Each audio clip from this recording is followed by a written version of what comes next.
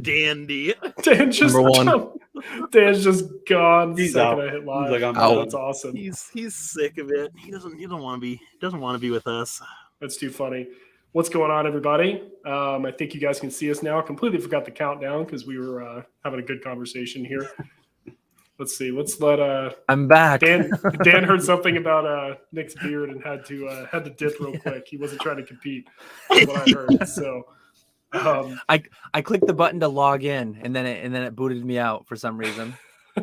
It's the same thing. You're like, check out this new logo, and I click YouTube and leave my own stream. So hopefully we don't continue this, guys. But hey, I appreciate all of you guys jumping in here. Happy New Year to all of you. Happy New Year to chat. Really excited to get everybody on. This was kind of a very last minute thrown together, so I'm really, really happy that everybody got to had a free night to jump on. So yeah, cheers, everybody. Happy New Year. So I wanted to get everybody together just to kind of talk a little bit about 2023. I've got a few different little conversation topics that we'll touch on, but realistically, it's just a round table, completely open conversation. We'll have a couple more people probably jumping in as the stream progresses here, and then we'll go from there. So first off, everybody, I know we talked about this pre-stream, but everybody have a good New Year. Anything crazy, or just pretty chill at home? It was pretty chill for me, man. Played some euchre. A lot of people might not know what that is, but it's like a Midwest card game. You basically betting some money and lost my balls, so it was good. Did you start throwing slabs on the table, black label Zapdos, just to buy back in? Appreciate that. No, it was good. Euchre's a lot of fun. It is a Midwest thing here in Chicago and Indiana. But yeah, had a relaxing night with some friends as well. Had an awesome New Year, 2023. Can't wait. Getting married this year, so it's a big year in the Mertz Collectibles household. Countdown. Congratulations, Mertz. Thank you. I'm just imagining all of the decor behind you changing in 2023 once the ring is on the finger. I'm just gonna throw it out there. You'll start looking like my office, plants, things like that. It's gonna happen. This stuff, it actually comes down between streams, so I have to. There's a lot of set it up. So, but yeah, a lot of setup. But yeah. There's a ladder off frame that we don't know about. What about you, Nick? I know that you were in Basic Trader stream yesterday, so we kind of brought that in together, I think. Yes. I got to hang out with Basic, Ivy, and PK for a little while. So that was fun. But yeah, yesterday didn't really do too much. Just kind of took it easy. Stayed up late on Basic stream, and that was really about it. It was a nice, relaxing day. I was really excited to hear that you're now becoming a MetaZoo partner. If I heard that right yesterday, I think that was the complete outcome of that stream. Is nice. You're buying in? That's what I heard. I think you might have been listening to a different podcast. Dan was in chat. He was just throwing fists. He was like, competition. What is this? I'm sorry. Mr. Walrus just cracked me up with this. Nick will be on any streams except this. That's great. Old school MetaZoo. All right, keep it coming, guys. We need names for this. All right, guys. So let's do this. Let's start off with just something to like a conversation topic here, just to go around it. And chat, if you guys have any questions for anybody, awesome, it's on the stream. Please drop them below. We'll definitely answer. We're just kind of doing more of a relaxed, casual hangout to bring in the new year. So I wrote down a couple of things that I was curious with you guys, and I think for the most part, I'll probably wait for Basic to jump on to ask one of these questions because it has to do with other TCGs, Nick, new ones that you're buying into. But one question I had for you guys that I think I've heard a couple of you mention this in live streams before, but what are our thoughts on PSA's strategy with changing like the way their grading process works, their pricing, all of that? Is it a positive, negative, anything that you guys think maybe foreshadows what we're going to see in the future with pricing? I don't want to just outright ask you what's the price going to be in June 17th of 2023, but what are you guys thinking on this? I guess any of you guys who are sitting in a ton of bulk, right now, I'd be curious, maybe Nick, Dan, Shiz, what are you guys, what are your thoughts on that? I sent 2 subs off for the $15 special in December, and I was hoping to send a third one off yesterday or at some point before the end of the year, but it just never happened. So I did 2 subs, which was I was happy about. But as far as PSA in general, I think they're doing a really good job. I'm happy with how things are going with them. Catching back up, starting to do quicker turnaround times, lower pricing, which is always nice to see. I was surprised, not that it's a huge deal, but I was surprised they raised pricing for the bulk tier from $18 and $19. That kind of threw me off. Not exactly sure why they would do that, but my thought is they probably got a decent bid in as part of the sports cards and TCG specials, and maybe they raised pricing a little bit to kind of slow down those submissions, kind of get a fresh start going into 2023. And as far as what we'll see in the future for pricing, at least for the bulk tier, I think come like March-ish, in a couple months, we'll get back down to somewhere like $15-ish, somewhere in that range is like the normal pricing for the bulk tier. And then we'll start to see more frequent, whether it be sports cards, TCG specials. I think by the middle of next year, we'll see frequent $12 specials. And then at some point next year, or this year, I guess, we'll see, I think the new floor price for bulk submissions is going to get down to $12, and we'll see specials for $10. That's kind of my prediction. That's bullish. I'm curious, the one thing on the sports, you think they got a lot, because it seemed like they kept extending it, right? Yeah. So like that's the only thing that kind of throws me off a little bit is, and even thinking like, well, maybe they raised the price to deter people, but like $1, like I guess I could understand, like we went back up to like 22, or some random $4 increase or something. But that's the only thing that makes me curious on what changed. And I don't know if it's just maybe like executive leadership says, hey, it doesn't matter what we did in 2022. This is our path forward in 2023. Now, granted, going from $18 to $19 just seems like hard math. Like, I don't understand why, like, what is 60 or, 100 cents doing for you?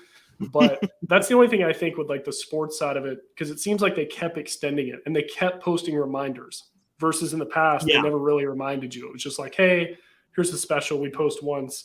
And that was it. So that's what has me curious on kind of what the thought process was. I'm curious if anybody else has any thoughts on that, because from what you said there, that's the first thing that came to my brain. Yeah, no, go ahead, Dan. I was just going to say, I think personally, I'd be shocked if we didn't see 15 back by like February, because they're grading 1 million cards a month. And my latest 15s that I sent out, I was actually trying to pull it up so that I could refresh myself on where I'm at. But my most recent $15 I sent out arrived November 23rd and already shipped back to me just over a month.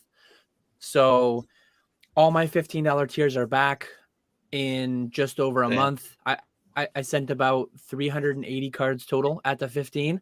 I contemplated sending out another one, but I truly think we'll see 15 back by February, and I think we'll see 12 by March, the end of March. Grading 1 million cards a month, I don't see them getting that volume. Just given what their turnaround times have been, the fact that my 2020 middlemen stuff is even on its way back too. I have tracking numbers from Ludkin, so that's good to see. But yeah, I still think I might win my bet against James. I think these grading companies might band together. Maybe there's a group chat between BGS, CGC, and PSA. Like, hey, let's not go below 12. Like, why do single digits again? Let's just all stay anywhere between 10 and 15. We'll all make a little extra, a couple million extra bucks, not going too low. I truly think the new floor might be 12, but it wouldn't be overly surprising to see 10 again. And what it should be, though, it should be like an $18 floor price for a standard tier that's always open, and then have specials for 15, 13, 12, 10, whatever it has to be. And I mentioned it like crazy throughout the entire 14 million card backlog thing we went through. It's simple math. PSA just has to look at the submissions coming in. Any day that the submissions total more than like 40,000 cards, that's a bad day because the backlog just grew, right? So, because I mean, they're doing 1 million a month, 30 something thousand a day. I think they'll manage it well because horrible to get to where they got to, but now the past few months they've been managing it really well, it seems. Yeah, I agree and disagree. So I don't think we'll be seeing 12 in March personally. So I had about 540 cards I just sent off last week, and it's basically I sent them off because I didn't think we'd get below $15 in the next 6 months. They just upped the price again to 19. I figured they would keep it at 15 if they're not getting too many submissions. So I feel like they're going to drop it back from 19 again down to 15, maybe in a month or 2-3 months. But I could see June being the next time we see 15. There could be a special before then, of course, maybe around $15. But for the standard bulk price, I would feel like I would make a huge mistake by having submitted 540 cards now. I've been holding them for a year, building up this submission, waiting for it to get as low as possible. So if it hits $12 in March, I'll be extremely pissed, and I'll blame you, Brian. Well, you only grade like black labels anyway, from what I've seen your collection have. I don't grade with Beckett. No, you buy them. I'll buy a Beckett card. It's smart, man. It's less of a headache. I'd rather pay for that lack of headache anyway.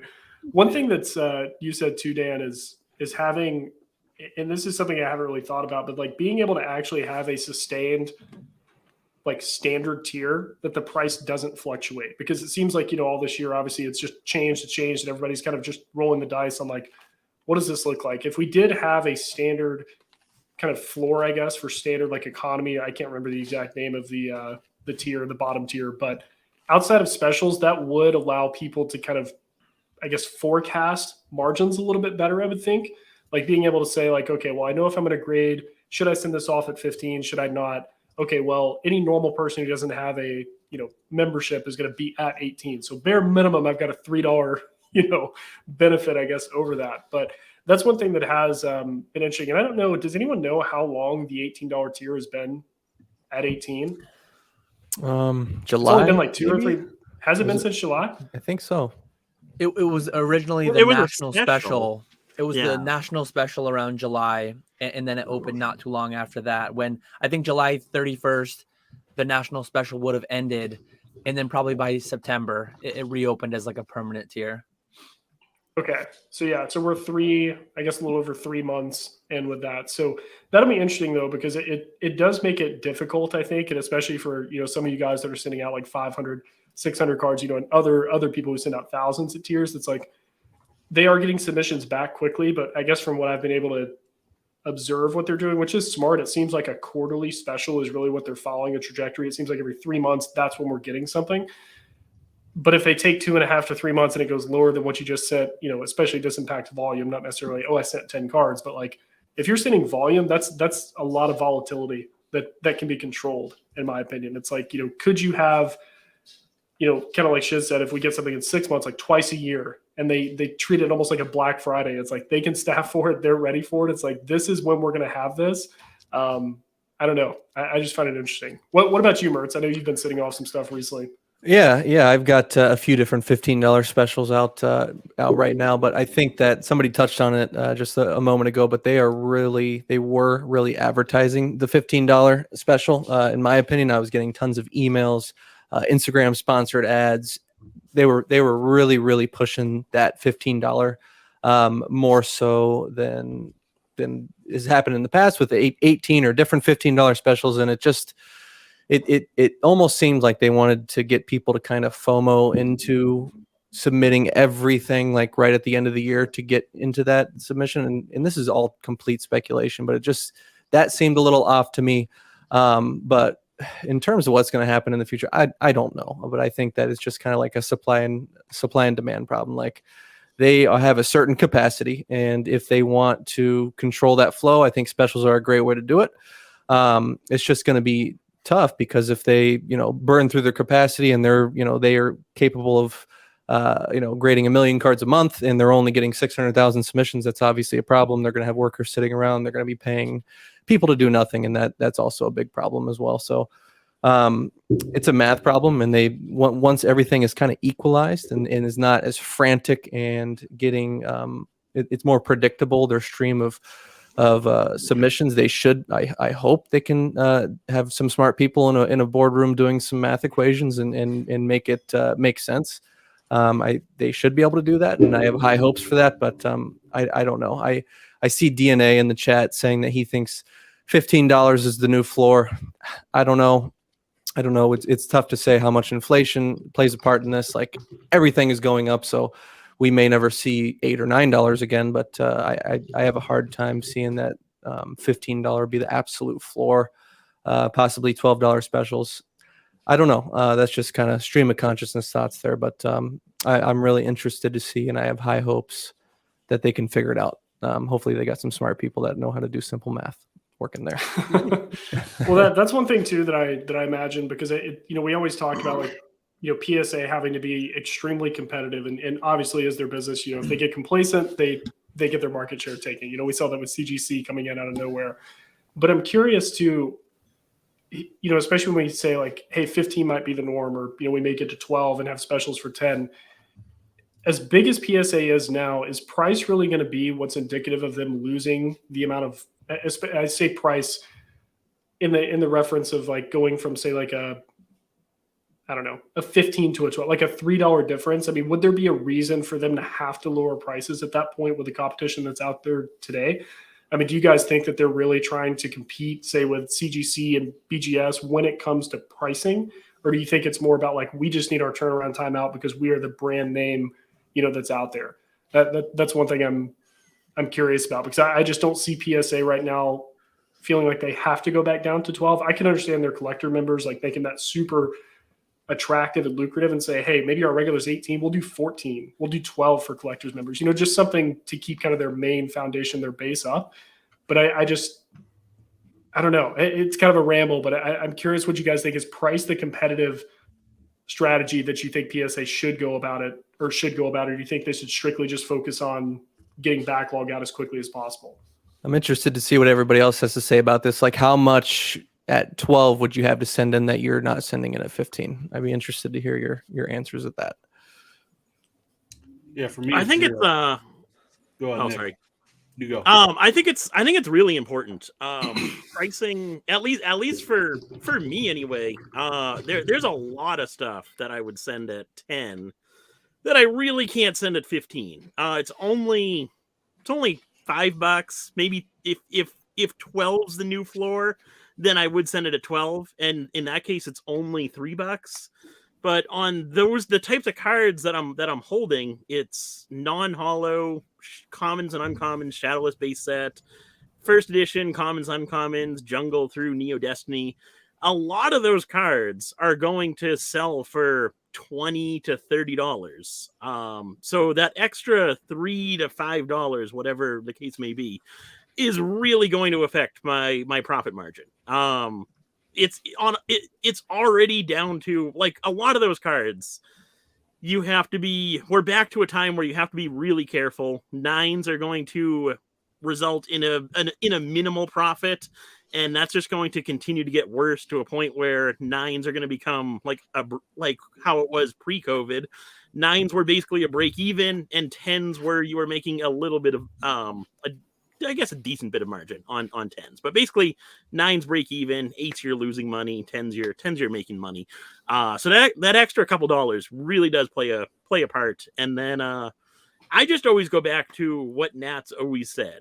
He's definitely a collector at heart, and he definitely understands that people really do like PSA. But a big part of why people like PSA is they like to build complete sets, and the majority of cards within those complete sets are going to be those low value cards.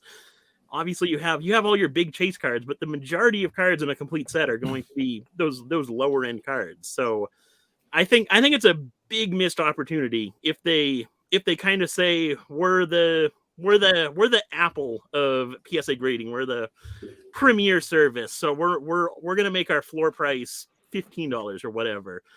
Eventually that's going to turn people away from PSA and start to I think it would start to bring people over to CGC, BGS, whatever. In the very, very long term, it would take a long time for that to happen. But I think long term, it would definitely affect the market share of PSA, especially on those low end cards. Yeah, I was just about to say I wouldn't send anything at $12 over $15. There's nothing. I don't have a separate $12 stack. $10 maybe, but I don't even have that ready to go at all. So I'm not even when you're grading those 10-cent singles, all the margin Yeah. matters. Yeah, that's a ways away. I don't think we're going to see $10 for a while. But I think if CGC dropped the price to $12, I don't think PSA is in a rush to match it. I think they know that they get a premium well over $3 generally in the same grade. Obviously, CGC, of course, has their plays. Everybody, a lot of people are aware of them now. But I don't know. I think PSA is a mass of a company, and they know exactly what they're doing. So if there's a $3 difference from CGC to PSA, and there's pretty close to that. Like right now, CGC, if you have the premium membership, it's not $15 per card. It's $12.99 or $13 for bulk submission. So we're pretty close to that now. But everybody, as long as PSA has the lower turnaround times, that's where they need to focus on that for sure. Yeah, me personally, I'd rather spend $15 for sub 3-month turnaround times than spend $9 for a year and a half or 6 months plus or something like that. Didn't make any sense what they allowed to happen there with that. I guess we can just chalk it up to the whole transition between private and public, whatever. And I'm pretty optimistic that they won't allow that to happen again. But me personally, like I probably have 5,000 cards I want to grade, 400 to 500 a month I want to grade in 2023. I just have so many on hand right now. Like I would do this full time. If I needed the inventory tomorrow, I would be sending today. But I have at least a couple thousand cards that are coming to close out 2020. Some of the ones that are in the loop right now. So I'm fully expecting to send by the end of March for sub 15. And if not, I mean, I'll just send a little bit slower and kind of ease into it. 15 could be the new floor, but I'd be fairly shocked. I don't really think they'll ever go under 10, or at least not significantly so. If they do, I get the whole people want to grade everything. At some point, though, it's like, yeah, you can, but you're going to pay $10 to do it, $12 to do it, whatever the number is. Like, I don't know what their cost of grading is, but it's such an interesting business because their cost of grading is the same on a Oddish first edition from Jungle as it is for like a first edition base Charizard. I mean, realistically, what's happening behind the curtains, they probably send the Charizard to a more senior grader who's making more money. They might spend a little bit longer looking at it, but overall, you get the sentiment of what I'm saying. So, like, say their cost of grading is $5 a card. At 15, they're making $10 per card. At 7, they'd be making $2 a card. Why do you want to slash your profit margin 80%? Like, I think a lot of people don't think about the math behind that. If prices drop 50%, say, profit margin might be slashed by 80%, 90%, depending on what their cost of grading is. Like, we don't know that exact number, but if I had to guess, it's got to be 5 or less, I would think. But yeah, I guess that's some thoughts that I have. Well, that's one of the things too with BGS and CGC. I mean, Nick, you had mentioned it'll take years and years and years, and that's assuming that PSA is just stagnant. Here's our strategy for the remaining life that we're around. Is there ever a situation where you see CGC, and I laugh even saying BGS, even remotely being able to rival PSA's volume? And this is coming, so I don't know I think I remember seeing CGC's volume, but I kind of discount that because they're so much newer.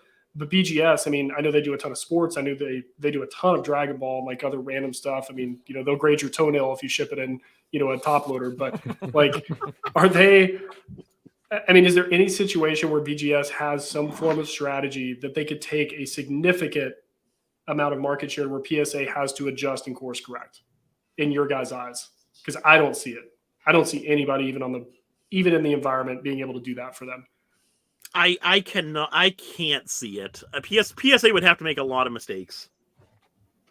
Well, they shut down for almost a year, and still Yeah. their resale is like through the roof, So that's what, and that's, I guess, another thing too, is the premium with PSA, which kind of fascinates me a little bit. The only thing I've seen even go above that is like a BGS 10. Like, seems like BGS 10s from the cards I've seen tend to be just slightly higher than PSA 10, but even CGC 10s from what I've seen, and Dan, I know you see a lot of CGC, and I know you've got some 10s yourself, but like, I don't see those holding as a consistent premium above PSA 10. Actually, the complete opposite. I actually see PSA 10s outselling those, even if they're quad 10, doesn't matter. I mean, is that something that the hype has kind of died down around that because of them changing their grading process, a while back, or is that something that people just prefer PSA because they have PSA slabs and they want to keep it, congruent, I guess? What are the thoughts on that? You said PSA 10s are outselling perfect 10s? That's what I've seen. Yeah, for certain cards. Unless you've seen opposite. This is just random ones that I've seen. I don't look at all. So I wouldn't have seen it either way, but I have some perfect 10s. Like, I know MetaZoo cards that I have in perfect 10, even some Pokemon cards I have in perfect 10. I sold at substantial, like multiples of PSA 10 price. But I haven't had any Pokemon ones in a while. I do have some more MetaZoo ones that just came in from Seance. But yeah, I was taking $2 MetaZoo hollows that wouldn't sell for 40 or 50 bucks in PSA 10, and I was selling them in perfect 10 for 100, 120. I sold some $2 raw Pokemon promos that would have been maybe 50, 60 in PSA 10 for 180, 200, 220. Like, that was months back though. Maybe it's changed. I'm not entirely sure, but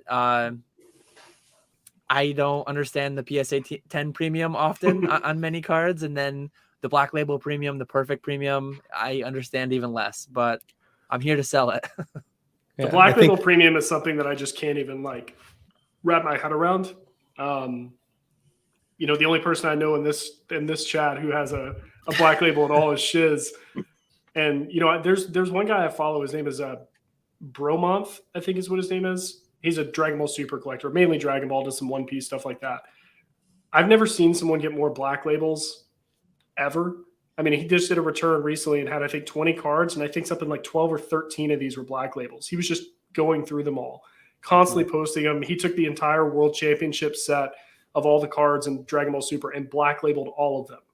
So I feel like there's like I've heard, here's the only rumbling I've heard when it comes to Black Labels that people are, I guess a strategy that people use is they'll take a BGS 10 that has 3 10s and then 1 9.5, and the 9.5 has to be on surface, and they'll send it in for review in the slab for the surface because you can't see that 0.5 difference in the surface when it's in the slab, and they'll upgrade it to a Black Label. That's the only thing I've heard that people have done that's been able to work. But I feel like with Black Labels, it's like the insider knowledge. Like, people have figured out how to get these, and I think the common grader, like us, we haven't looked into it enough. So I don't know if that's something that you guys have seen this many, but with the 2 or 3 people I follow that just Black Label, I'm like, there's no way this is chance. Like, they're just winning the lottery every single submission, and it doesn't make sense to me. But I'm curious, just since you've actually purchased a Black Label, I'm assuming you paid the Black Label premium. What justified that for you? Where do you see the value in it? Was it justified, or was it like just the shaky hand, like, I got to do it because I'm never going to find another one? Like, what's the thought process? Conditional rarity. It's always been a thing. Like, if you look at sports cards, Black Labels, Gold Label 10s, obviously the cream of the crop, the best grade will get the best price generally. It's just historic. Same with comic books. Like, you look at the 9.8 comic books, the 10.0 WATA graded games, they've always gotten crazy money. So when I'm faced with the opportunity of getting a Zapdos card that's a Black Label, and there's only one in the world that's a Black Label, and there's only like 4 old Black Labels that exist, period, it's really cool to be able to snap that little piece. Of course, more can be graded. You got to play the Black Label game. I've played it a little bit, and I got completely wrecked, so I'll never submit to BGS again. Vintage Pokemon cards. You're like, I'm in and I'm out. Like, no Black Label, I'm done with this company for life. Yeah, I submitted like 10 mint Japanese vintage cards from 1996, 1997, and got 9.5s across the board. A lot of them had 210 subgrades, just like complete BS in my opinion. I'm like, all right, just sure. So I just took the lashings and moved on to the next one. But I do like conditional rarity. It's known. Dan's the seller, I'm the buyer. It is what it is. Yeah. So I'm a big fan of conditional rarity. I'd be interested to hear from Nick. Didn't you buy that shadowless Squirtle? Was that a CGC Perfect 10? Yes, yeah, I got the Squirtle. That I'm torn. I do like Josh. I do like the idea of the conditional rarity thing. I'm not one to buy PSA 10s, black labels, perfect 10s, whatever. But that particular card because Shadowless base set is my favorite set of all time. And Squirtle is my favorite Pokemon. CGC is my favorite grading company. So that card had my name written all over it. So I pulled the trigger on that one. I probably wouldn't buy any other perfect 10s outside of that one. Maybe if a no damage Ninetales popped up, I'd try and buy that. But there'd be very few cards that I would buy as perfect 10s, black labels, even PSA 10s. Nick, does it make it real quick? I gotta ask Nick because it's related to that. The CGC 10 pristine, no damage Ninetales, or a PSA 10, no damage Ninetales. If you had to pick one of each exist, what would you pick? He's gonna pick that pop one. I'm calling. They're both pop one. They're both pop one. Oh, are they? I didn't know that. The CGC one doesn't exist, but for this example, it does. Yeah. I think I would go with the CGC one, honestly. PSA, when pristine 10s and PSA 10s are right on par with each other. I would say pristine 10s are maybe a little bit above PSA 10s in terms of condition. At least some majority PSA 10s. And then plus like I said, I just love CGC. The CGC cases, the labels, absolutely love it as a collector. And the no damage Ninetales is definitely a collection. No interest whatsoever in selling those cards. So I would have to go with the one that I personally like better. And CGC calls it right. They call it no damage, right? And PSA is still exactly. No, missing attack or whatever. Yeah, missing attack. That's Pokemon missing game attack. 99. It's like, this throws off my entire brand. What are you people doing? Exactly.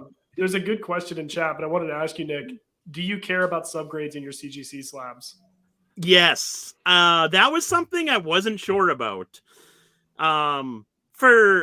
I've pretty much stopped sending to CGC for like a reseller to sell the cards. But from a reseller perspective, no subgrades. It costs a lot more, and it's a lot harder to list those cards. From a collector standpoint, everything. So the only CGC cards I have in my collection are the Squirtle and then no damage Ninetales.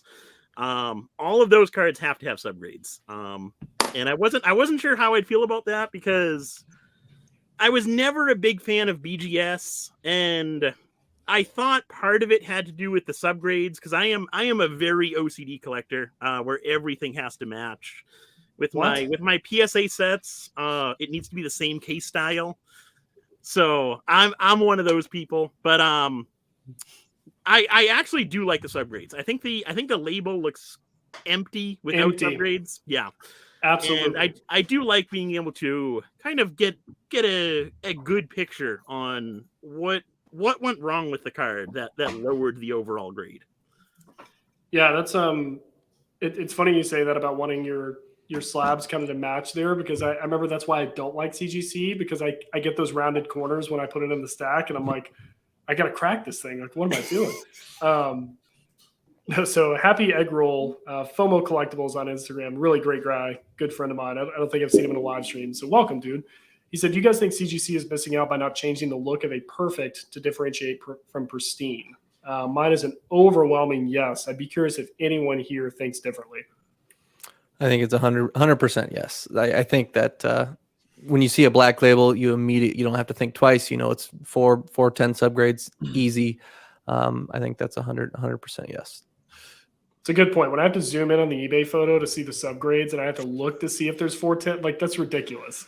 Where's the gold label CGC? Like, give us a good name here. Like, just give us the sparkle, give us the shine. I don't know what it looks like, but I feel like that's, with BGS and everybody has varying opinions on BGS. I think mine's fairly well known. I can't stand the company, but they have the black label. It's like that is their signature. That's their statement. That's, in my opinion, why I think a lot of people grade with them is to try and hit that. It's a chase.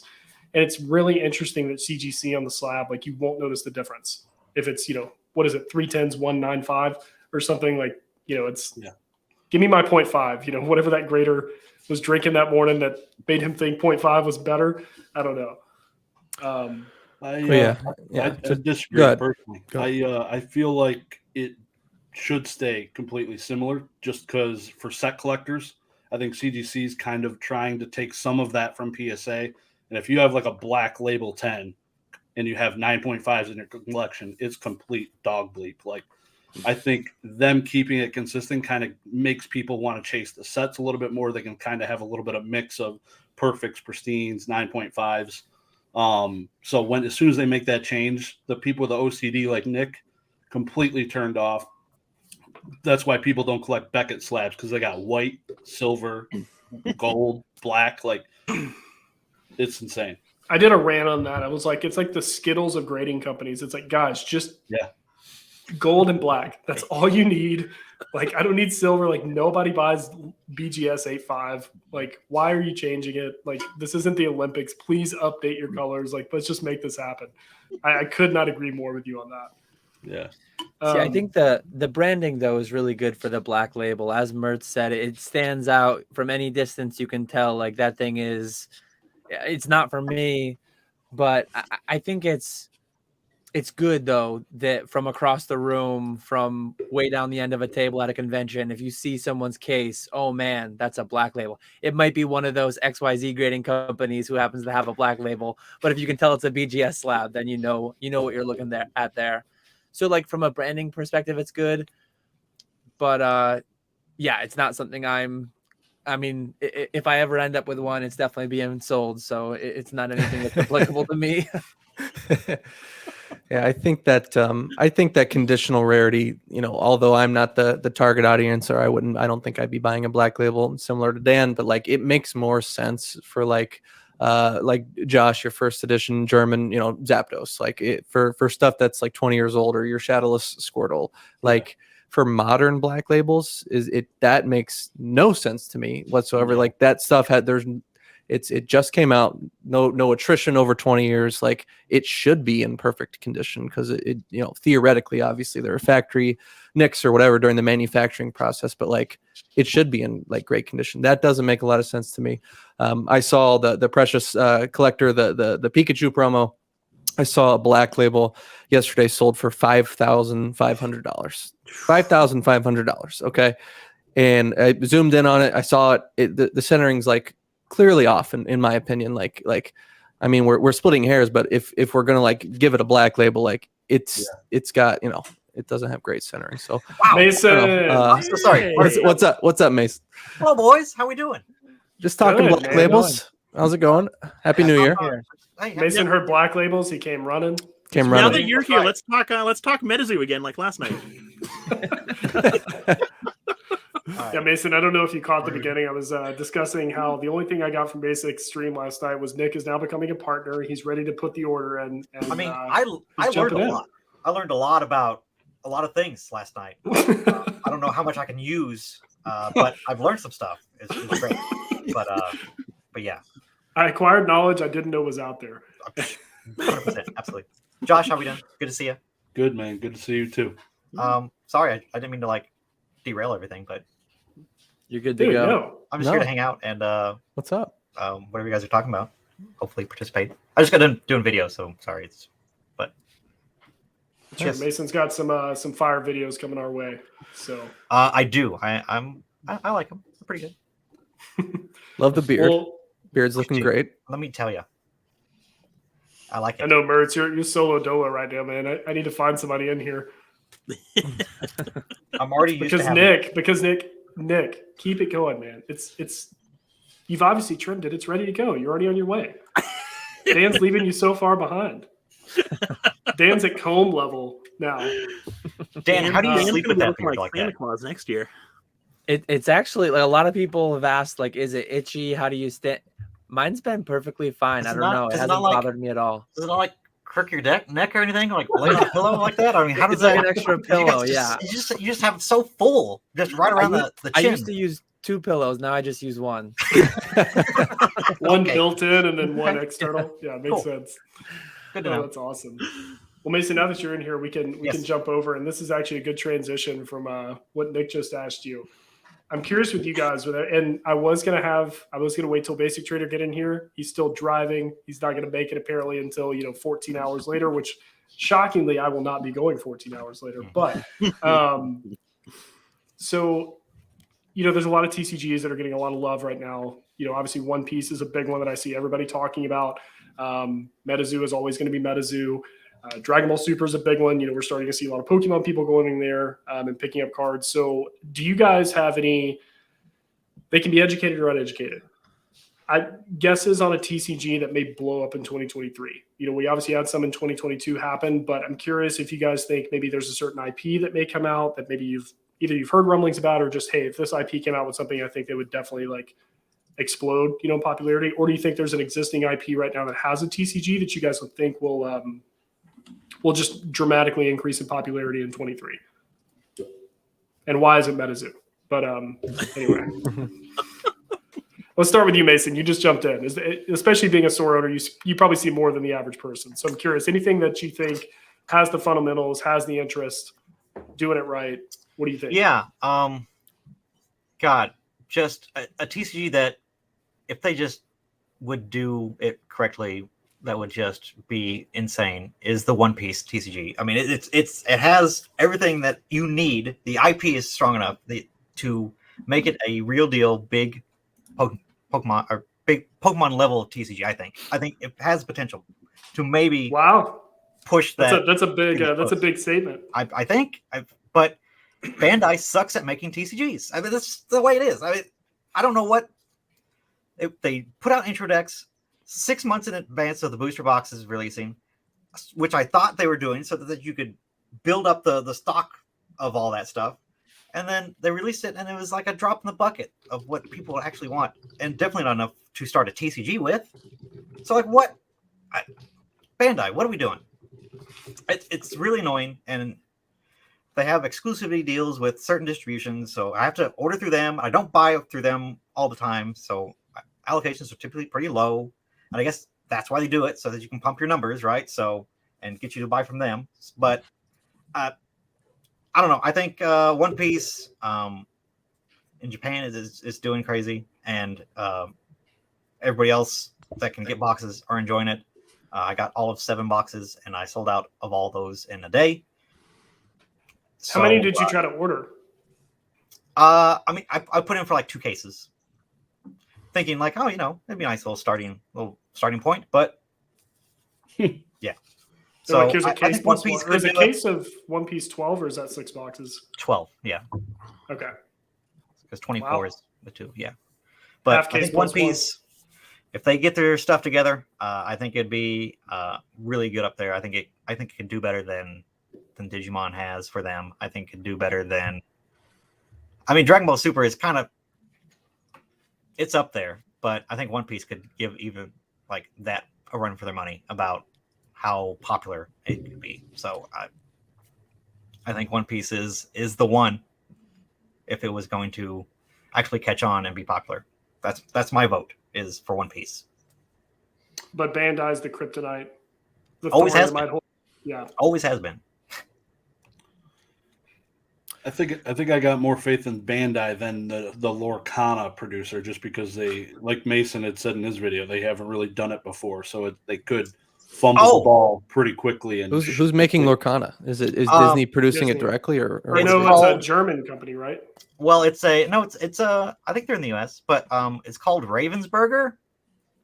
They're really known for their puzzles and making puzzles. I was going to say that. Yeah, sounds real US. That did sound familiar. But I've never known them to make TCGs or cards of any kind. Yeah, So that's why I don't they know cop- what that's about. They but, copied the Magic the Gathering layout, figured they'd run with it. So I guess, yeah. But Seattle, Washington is actually where they're based. yeah, I did not know that. I don't even know how to get distribution for it. I guess I might have to go directly, but yeah, I don't know. No idea. I haven't heard anything, which is concerning. But yeah, The cards that sold initially at the I think it was like D23 or whatever it was, where they gave out the sets. I remember one of the prices I saw for I think it's 5 cards they did, like the pre-release stamped cards were like $3,500 sold, and they were selling like the Mickey Mouse was like $500, $500, $450. Like it was just nuts to see those in the beginning. I haven't followed them since it originally came out, but I don't know how I feel about Lorcana specifically. They could I feel like the pendulum goes either way. Either they come out as a new player, not following old habits, and they're just like, they just hit the market and do it right, or they come in, don't know what they're doing, and it's another Disney product that prints on the shelves. It's like, whatever, we don't care if we sell out, like we're going to sell this because there's Mickey Mouse on it. I don't know. Yeah, that's interesting.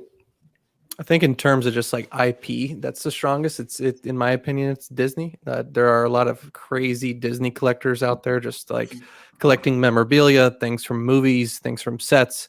In terms of the IP, I could see Disney like having the best chance to succeed. But are we tying it to the success of like the actual playable card game? It just seems like there are a lot of for example, like One Piece is the popularity because the card game mechanics are very interesting and fun, and it's a fresh, fun game to actually play? Or is it because people love the anime and they just want to collect their favorite characters and the pictures of the characters?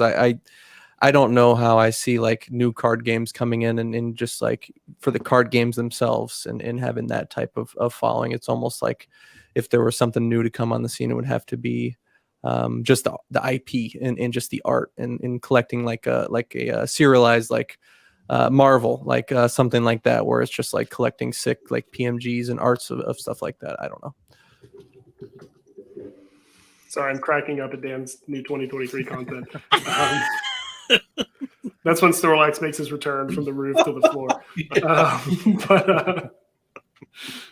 No, I think that I'm not as familiar with One Piece. I've never watched it. I remember when they did the pre-release it was like AnimeCon or something, and like if you played the game, you got a sealed like AnimeCon deck or something. And I almost bought one because they were like $30, just because I wanted to check it out. And I knew One Piece, the name, but I never really watched it.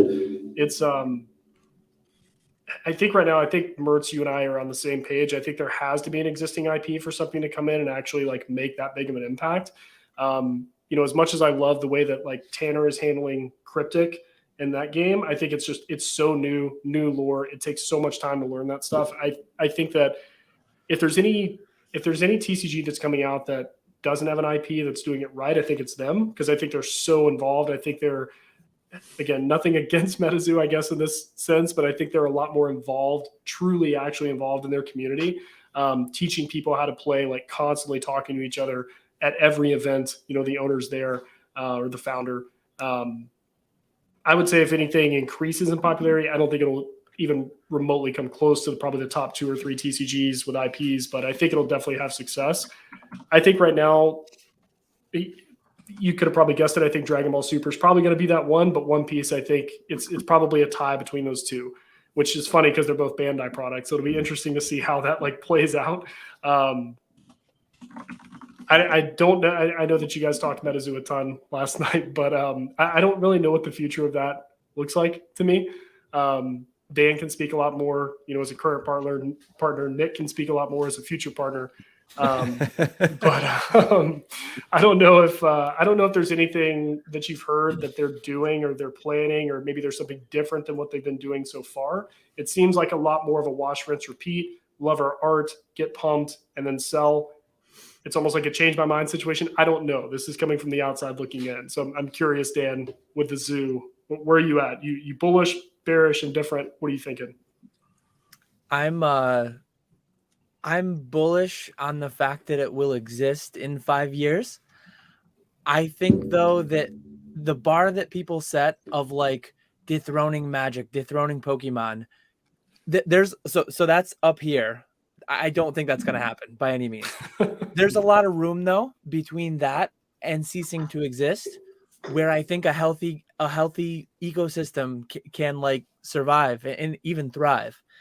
It's just kind of weird how like everything out of the gate, people stunk like crazy. I mean, people were criticizing MetaZoo for artificially producing too little, and then they produced a bunch, and then the prices went down, so they criticized them for that. Like people just get kind of silly, I think, about their expectations and their demands. And I don't know how something, I mean, all this Lorcana talk, all this stonking that we're doing, people are just trying to find the next thing they can buy, 10x, sell on, just print money. But yeah, like, I mean, MetaZoo just released a roadmap recently. I don't know how much will come out of the shorts they're going to do, the animated shorts or whatever, and all the other things they have planned in the works. But yeah, to me, I think they just recently announced too, they did like 50 million in total revenue since they were created. That seems like a fairly successful game. I mean, they've got a tournament series going on with huge prize pools, unprecedented prize pools. They don't really need to knock off Pokemon. They don't need to knock off Yu-Gi-Oh, Magic, any of these other ones to just be like a good thing, in my opinion. So yeah, I'm interested to see where it goes. Other than that, like Lorcana, I guess if I can get wholesale access to something and it's interesting to me, Lorcana would be. I mean, my wife's really big into Disney. I grew up watching a lot of Disney stuff. I never got into it like I did Pokemon, but yeah, if I have wholesale access, I'd probably buy some and try it out, but I'm not going to like be stonking on it, buying it at market, trying to invest in it, trying to speculate 10x, any crazy hype waves like that. I don't think.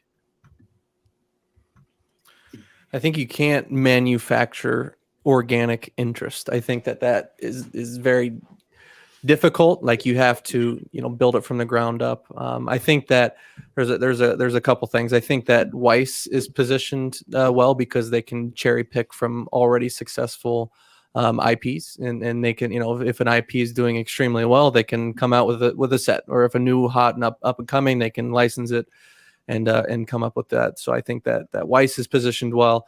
And something else I wanted to touch on, I saw Mr. Walrus say in the chat, if Fortnite did it right, they could capture millions of kids and people instantly. I think that something else that made me think of is that, is that target audience of 7 to 10-year-olds, are they going to want to collect a physical card?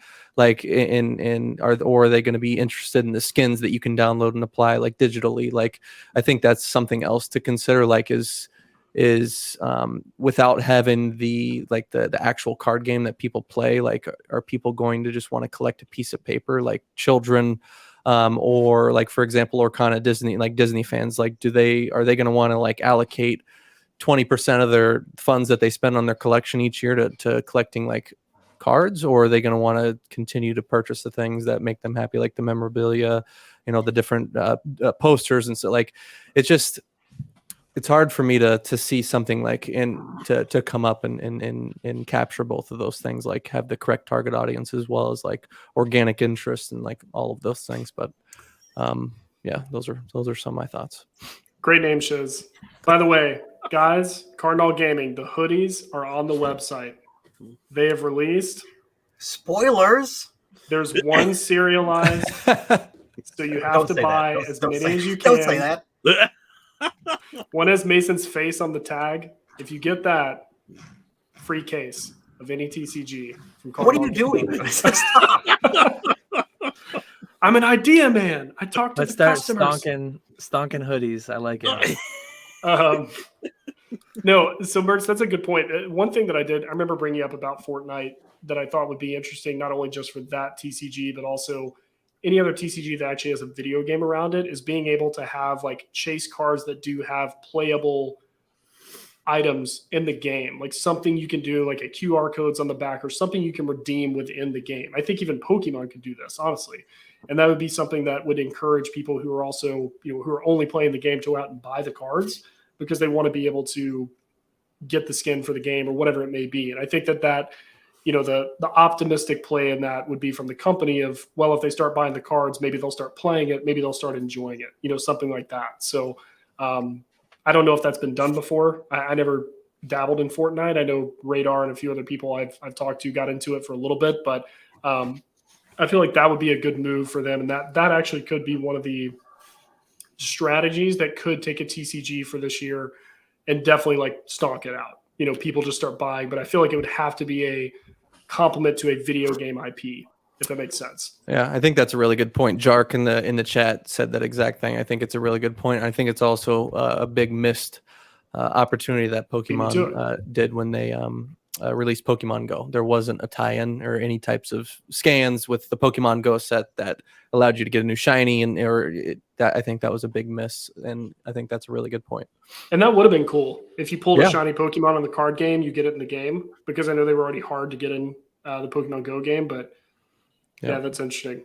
Yeah. I think you guys, I don't know how familiar you guys are with a World of Warcraft card game. World of Warcraft, obviously. Leroy Jenkins. I know that card. It's a huge video game. It was massive. Then they created the card game in like 2005. And the direct tie-in to the cards to the game, you'd get in-game things from scratch-off cards in the TCG, and the TCG died. Pretty good. It was an Upper Deck, I believe. I'm drawing a blank, but I think it was a very popular company that was making them. So I don't think, especially nowadays, I don't think video games is a huge drive to make a game successful. Like MetaZoo's got theirs coming out, but all old people are playing MetaZoo. Maybe it'll be the chance to bring in kids. None of us are really playing video games, so that's one of the issues. Like a new video game comes out, I don't have time to play it. I don't have time to make that connection. So it's more going to bring in the kids, which obviously will help generationally, but it's not going to really get us, the consumer, like the older consumer, dumping tons and tons of money. But like Dan said, I think there's an opportunity for things to start growing gradually. You don't need to replace Yu-Gi-Oh, Pokemon, and stuff like that right off the rip. So it'll help, but I can't, just because of what happened with World of Warcraft. Like that's one of the biggest video games of all time, and didn't drive it home.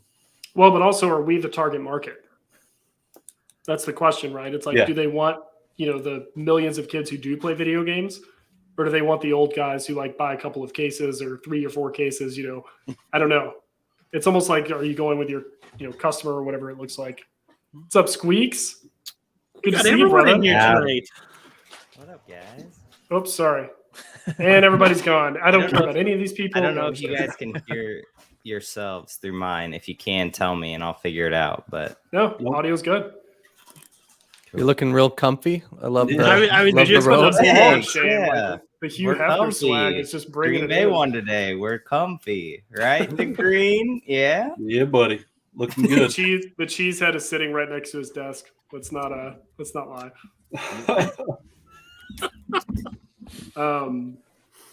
Well, thanks, dude. DNA, good to see you, man. Thank you guys for Good jumping to see in. everybody here. Yeah, absolutely, man. Thanks for having me. Epic Stream. I'm trying to see what's better, the iPhone screen or this. I guess we'll go with this. No, I think it's a good point. And actually, Squeaks, you picked a good time to hop in. We were just talking about, the original question was what TCG outside of Pokemon will be kind of the blow up one for 2023. And we started getting on the subject. Someone brought up Fortnite. And then we started talking about the missed opportunity of being able to put like redeemable skins, or say like for Pokemon Go, if they'd have put like, if you pull a shiny Pokemon, you can redeem it and get a shiny Pokemon in the game. So I'm curious, especially like with the video game world, is there any video game IP right now that's kind of missing the boat here of being able to come out with a TCG, or maybe one that's existing that you think, hey, like they've got legs, they could do it right? What are your thoughts?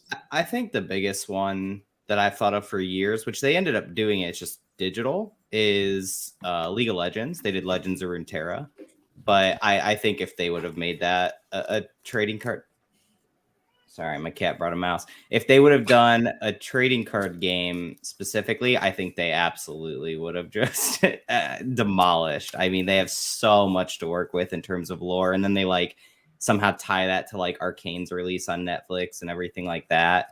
I do think Runeterra has done well for them, but I don't think it's done as well as what maybe they had hoped, at least financially.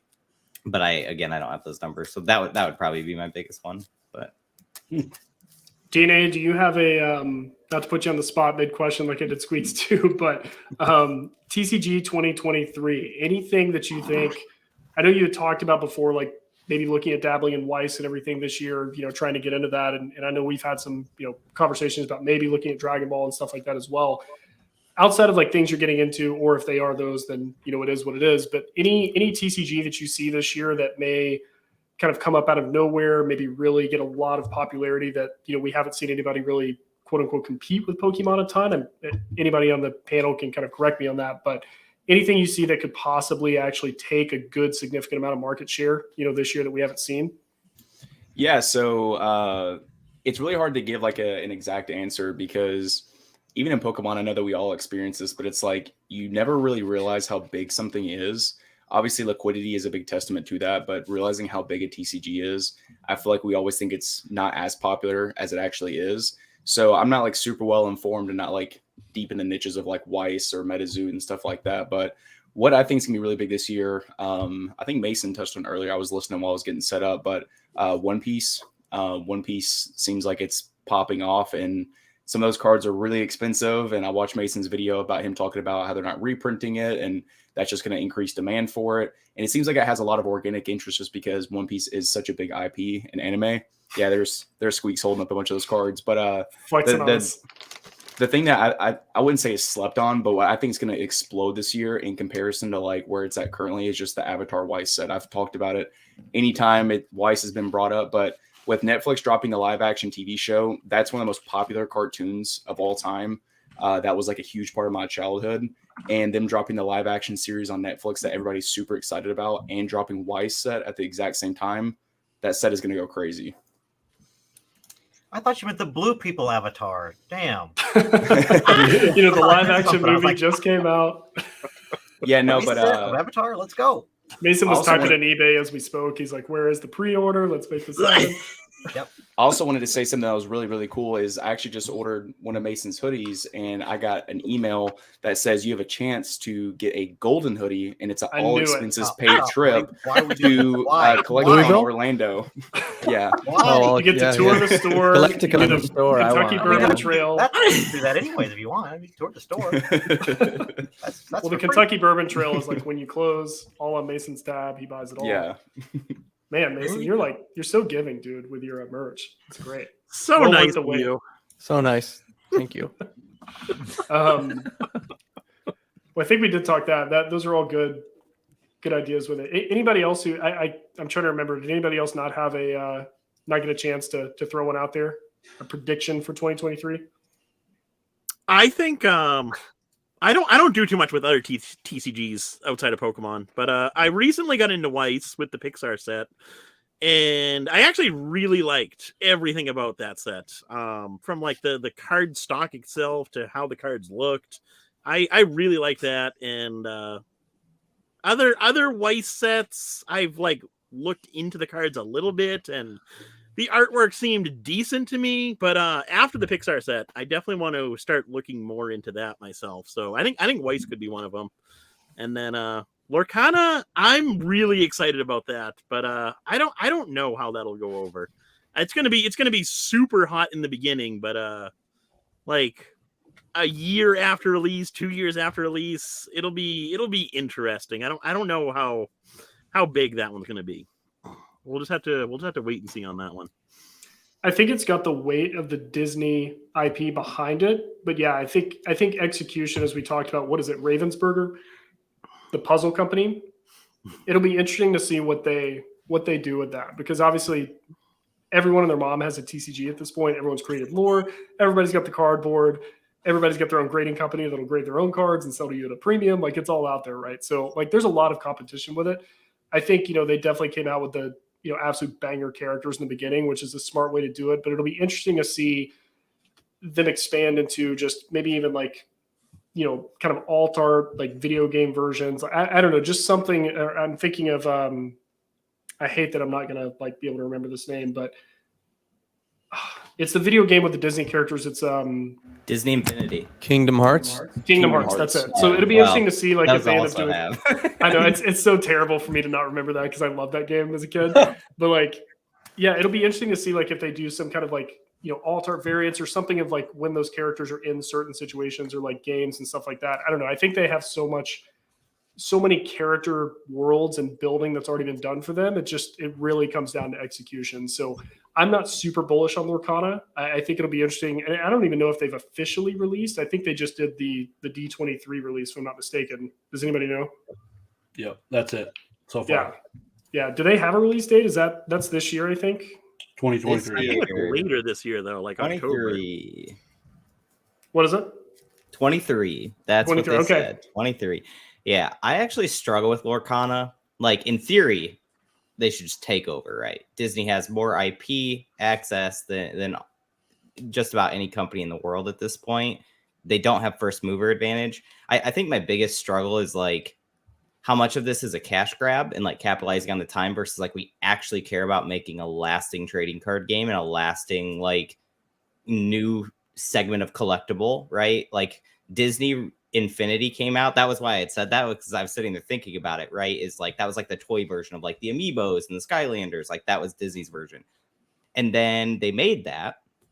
The problem was it kind of felt like they were trying to capitalize on like that figure moment, right? Like video game figurines. And then they just kind of like, as soon as it was up, they're like, okay, we're done. We're good. Like they were one of the first ones to kind of end it, right? And like Nintendo's still making Amiibos. And so I just kind of wonder if it's going to go like that. Like it's going to be really hot out the gate. And then when things kind of cool, it's going to be like, all right, let's utilize our resources to do something else. And so I don't know.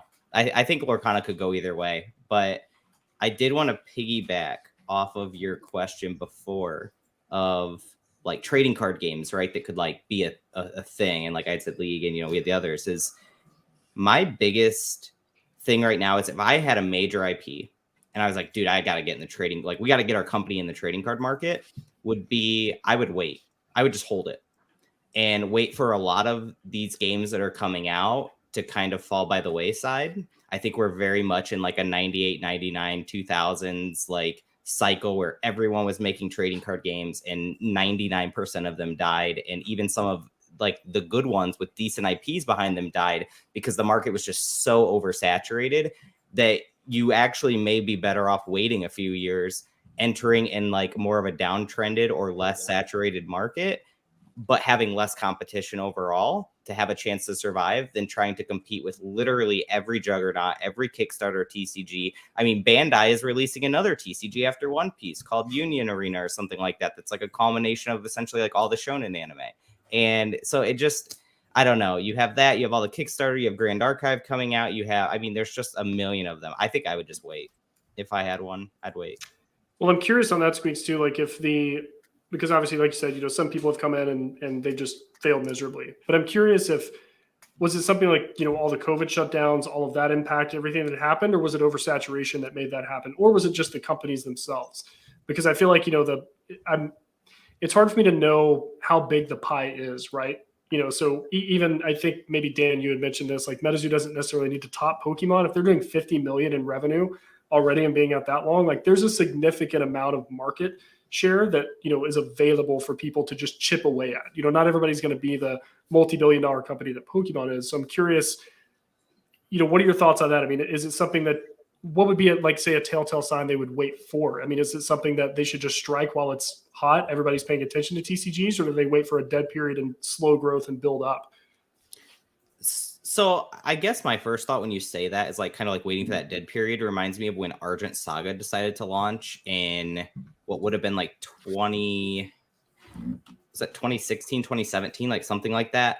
And it was kind of around that time where the big card games were kind of felt stale. There were a lot of people circulating in different communities of like, I just wish there was a new card game to play. Like it was almost like they waited for people to ask for it. Now, obviously they failed for their own reasons, that type of thing. But it was like the community wants it. And here's the thing, like greater collectible, greater trading card. Do people want this many new TCGs? Are people still asking for, man, I just can't wait for the next thing to come along? And I just don't think that's the case. In fact, I think right now people like to some degree, I would argue probably more feel overwhelmed by the amount of them coming out and figuring out how am I going to participate in all these cool things that I really want to. And, like there are financial limitations to that. And so I agree with Dan that like, if MetaZoo revenue is 50 million and that's their goal and everything like that, that's great, right? Or any of these companies, if they set X benchmark and can continually hit that benchmark, they don't have to be Pokemon size. They don't have to be Magic size, but what are the goals of these companies, right? You can make a TCG in revenue 500,000 a year, and if your expenses are 200,000 and your rake at 300K and you've got your community and you're happy, like you can do that. But I think for a lot of these companies, especially when you start talking like Disney's and Bandai, and their expectations are not just let's make a little bit, they want to dominate an industry when they enter it. And I think that really does matter. And so if we're talking like a big major IP that had a game waiting in the wings, I think you wait until you feel like you can capture at least a significant share of what I would consider like available market share, right? Like I don't think most of what Pokemon has is available. Maybe some of Magic is available at this point, and it took a lot to get there.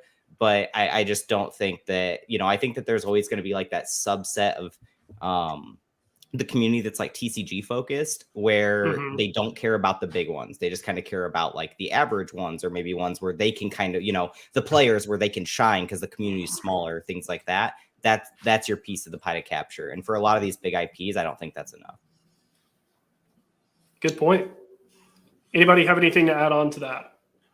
Real quick, I think the Lorcana picking Ravensburger is going to be really similar to Pokemon picking Mega Blocks. Like Dan, we had at least talked about, maybe not directly with each other, but like it'll just like put a stranglehold on their possibilities of just expounding upon itself. And instead of picking Upper Deck or Wizards of the Coast to make their TCG, like going with, of course, you're not going to, your margins probably wouldn't be as big. They're going to charge you a little bit more to print the cards, but I think they could have put a real big foot forward going with one of the mega companies to make their cards. But yeah, it'll be interesting to see how it plays out this year.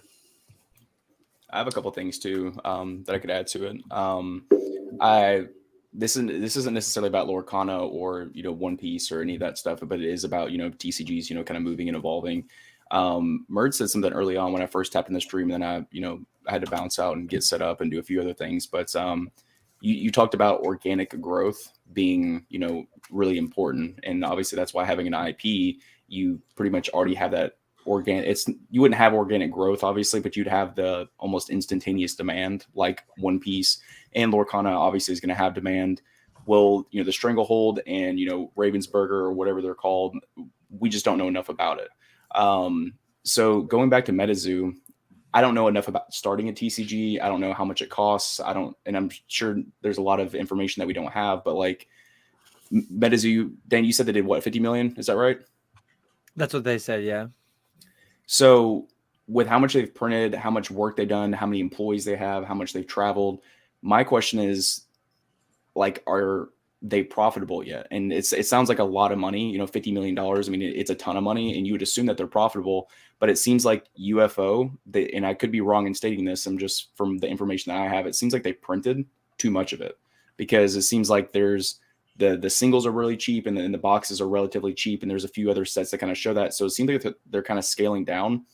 So like the profitability of them is what would kind of concern me of like MetaZoo moving forward. And I could sound really ignorant, and I'm more or less just asking like an open-ended question, like to Nick and Dan and anybody else who's involved in MetaZoo. Like, do you think that them scaling down in print runs and keeping those box prices at a certain threshold that, they can maintain, a good price in the secondary market is something that, is a bad outlook? Or do you think that's like promising because they are able to do that and still maintain the company?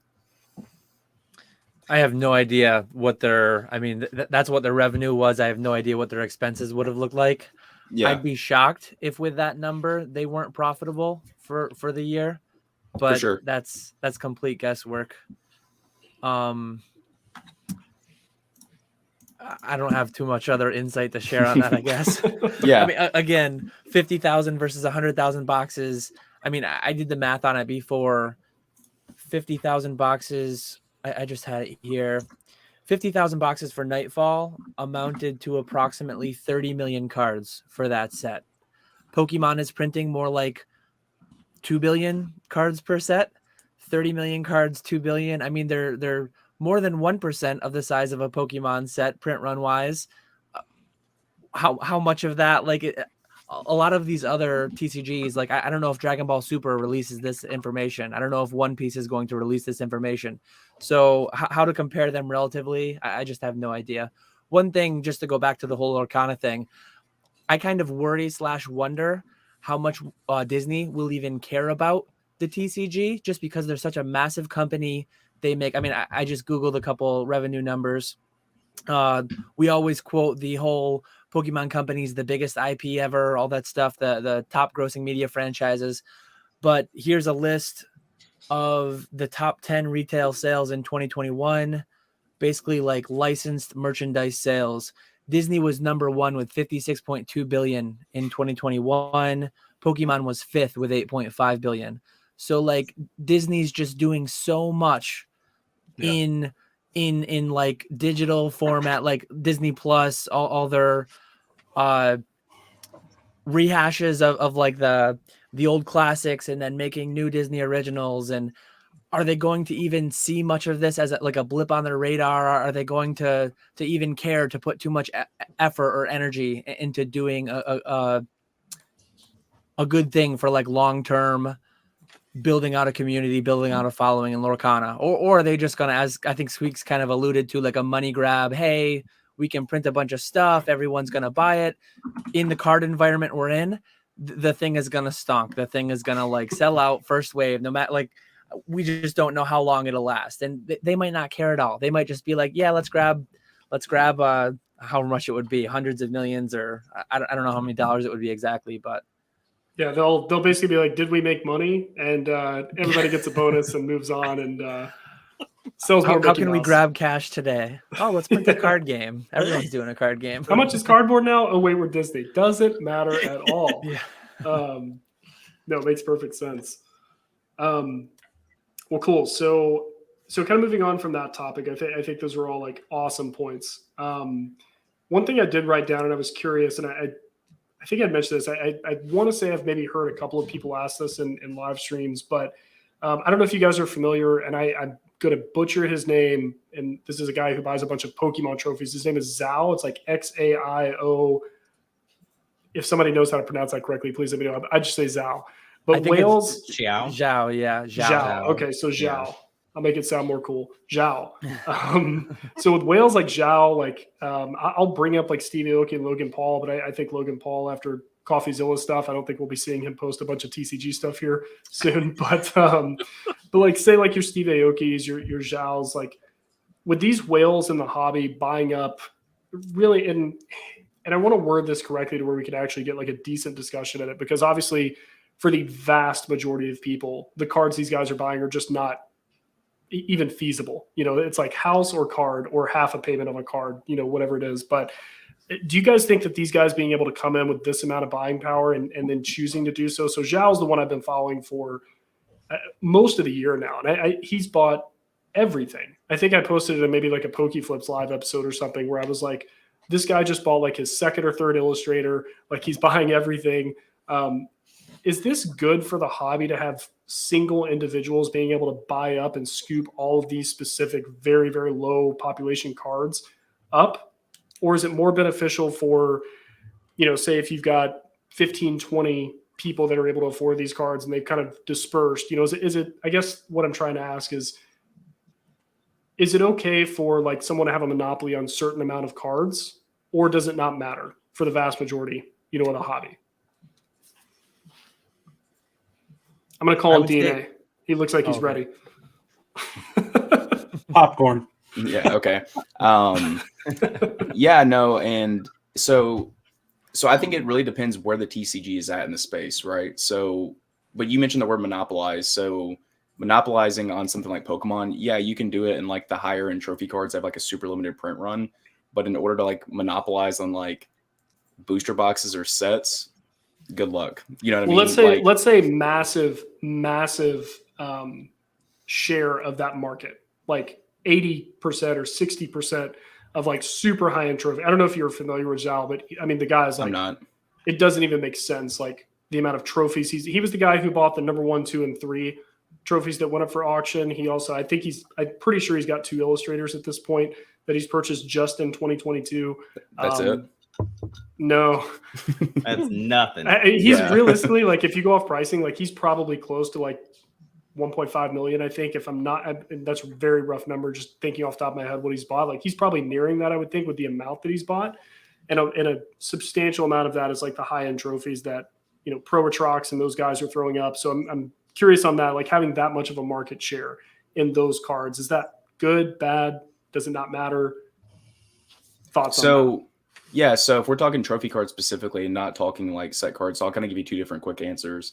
I think with trophy cards, it doesn't necessarily matter as much. It more matters in the secondary market, right? Because I don't know Zhao, I don't know who he is, but if he doesn't sound like he's gonna be coming on rough times any soon. And if I just anytime soon, if I had to guess, but if someone like that is, them auction the cards off, then it really depends on the demand, because people auction illustrators off and they still bring insane numbers, right? If you get the right people, the right, advertisements and so on and so forth. So I think trophy cards don't matter near as much, but I think early on, so like going back to what I was mentioning with like Mertz mentioning, organic growth is, I think MetaZoo, they came in at like Stonk Central. I remember being in like, and I don't know what the product was because I'm ignorant to a lot of stuff with MetaZoo, but there was like a Kickstarter box or some pack or something, and Stevie Aoki was just shilling it, and it was like the middle of like hype, it was like on Whatnot, and it ended up auctioning for like $13,000 or something crazy. And I don't know if there's a single sealed product in MetaZoo that can sell for $13,000. I could be wrong at that, but I think stuff like that hurts the hobby. And like Squeaks was mentioning, when you have all those, juggernauts coming in, and you're, there's so much competition, everyone's stonking. I don't think stuff like that's beneficial for it, especially if you're early on the TCG and someone's monopolizing on all of that stuff. I think it's going to increase secondary prices and make cards harder to get, where it makes the entry point more difficult, to where it's not going to spread across all the different buyer pools in different areas of the hobby. And plus, if that person ever needs to sell off stuff and they sell off a ton of it, it's going to be like the Amazon dumps in a sense, but for the person who's holding that product instead of LGSs at that point. So I think monopolizing in any aspect isn't really great, because not near as many people get enjoyment out of it. Because if someone had enough money to buy an illustrator, they're probably going to buy more Pokemon cards along with that. But if someone wanted to buy an illustrator, and that was like, I don't know if you can call that an entry point, but if someone wanted to buy like a grand party or like a trophy card or something like that, it's going to create further organic interest, and they're going to start buying more cards. But I'll call on Mertz after that if we're doing tag call. Mertz hasn't. I love it. Let's just do call-ons. Yeah, That's well, awesome. I feel like I'm in a work Zoom meeting. I'm like, all right, now popcorn over here, like we're doing an icebreaker. But I think that, I don't know if it's right or wrong. Like, for me, the first thing that comes to mind is it's kind of like illuminating, like that somebody like a whale like this could come in and really affect the market, and it kind of just, it raises the question just first in my mind, like, what happens when the people that are like all of us, where most of us, I know DNA is a little bit younger, but most of us are in our 30s, early 30s. We're at the beginning of our careers. Like, we've got a long way to go before we really get to our kind of ultimate, I saw Mason make a face there, ultimate like time of purchasing power. So like, it just kind of like makes me wonder, like, what happens to the hobby when all of us are like in our 50s, 60s, retired. We've got our, retirement budget set. We're taking a look at the Fidelity account, and we're like, okay, maybe I could buy a couple higher value cards. And what happens at that point when like a lot of us start to actually have real purchasing power, not just beginning of the career, early 30s purchasing power. So that's the first question that brings to mind, but it is interesting. It's the first, person like this that I'm aware of. Now, maybe somebody can give me an example of if we've ever seen anything like this before, like a really just high net worth individual come in and just like purchase, millions or several hundreds of thousands of dollars in cards. I'm not sure. I'm sure there are people behind the scenes that I'm not aware of that do. There are whales. I'm sure that contact Scott Pratt and buy hundreds of thousands of dollars, like that none of us know of. But it is interesting. I don't know that right or wrong it's hard to develop a question like that. If my gut tells me it's a good thing, we've got somebody with a ton of money who like loves Pokemon and is spending a shit ton of money on it, that my instinct, my gut tells me that's a good thing. I don't know, just rambled a lot there, but I'm interested to see Nick. Nick, what are your thoughts on the trophy market in Which, the by the West? way, just real quick, for anyone who doesn't know, one of the things that he does is he runs art exhibits. Pretty sure they're his own. So I believe, I'd like to. I mean, obviously take the money reason, which we all know that's part of it. Set that aside just for a second. He is someone who does appreciate like modern art, like new art, old art, stuff like from what I've been able to gather and just talking to him briefly. I think that's a good point. Yeah, he lives in Hong Kong, I believe. Yeah. Yeah, I agree with you, Mertz. I think it's overall a net positive that someone with his kind of capital is interested in Pokemon. He could literally buy pretty much anything, and he chooses to spend his money on Pokemon. So I think that's a net positive overall. I'm someone who's not interested in ever owning any trophy cards.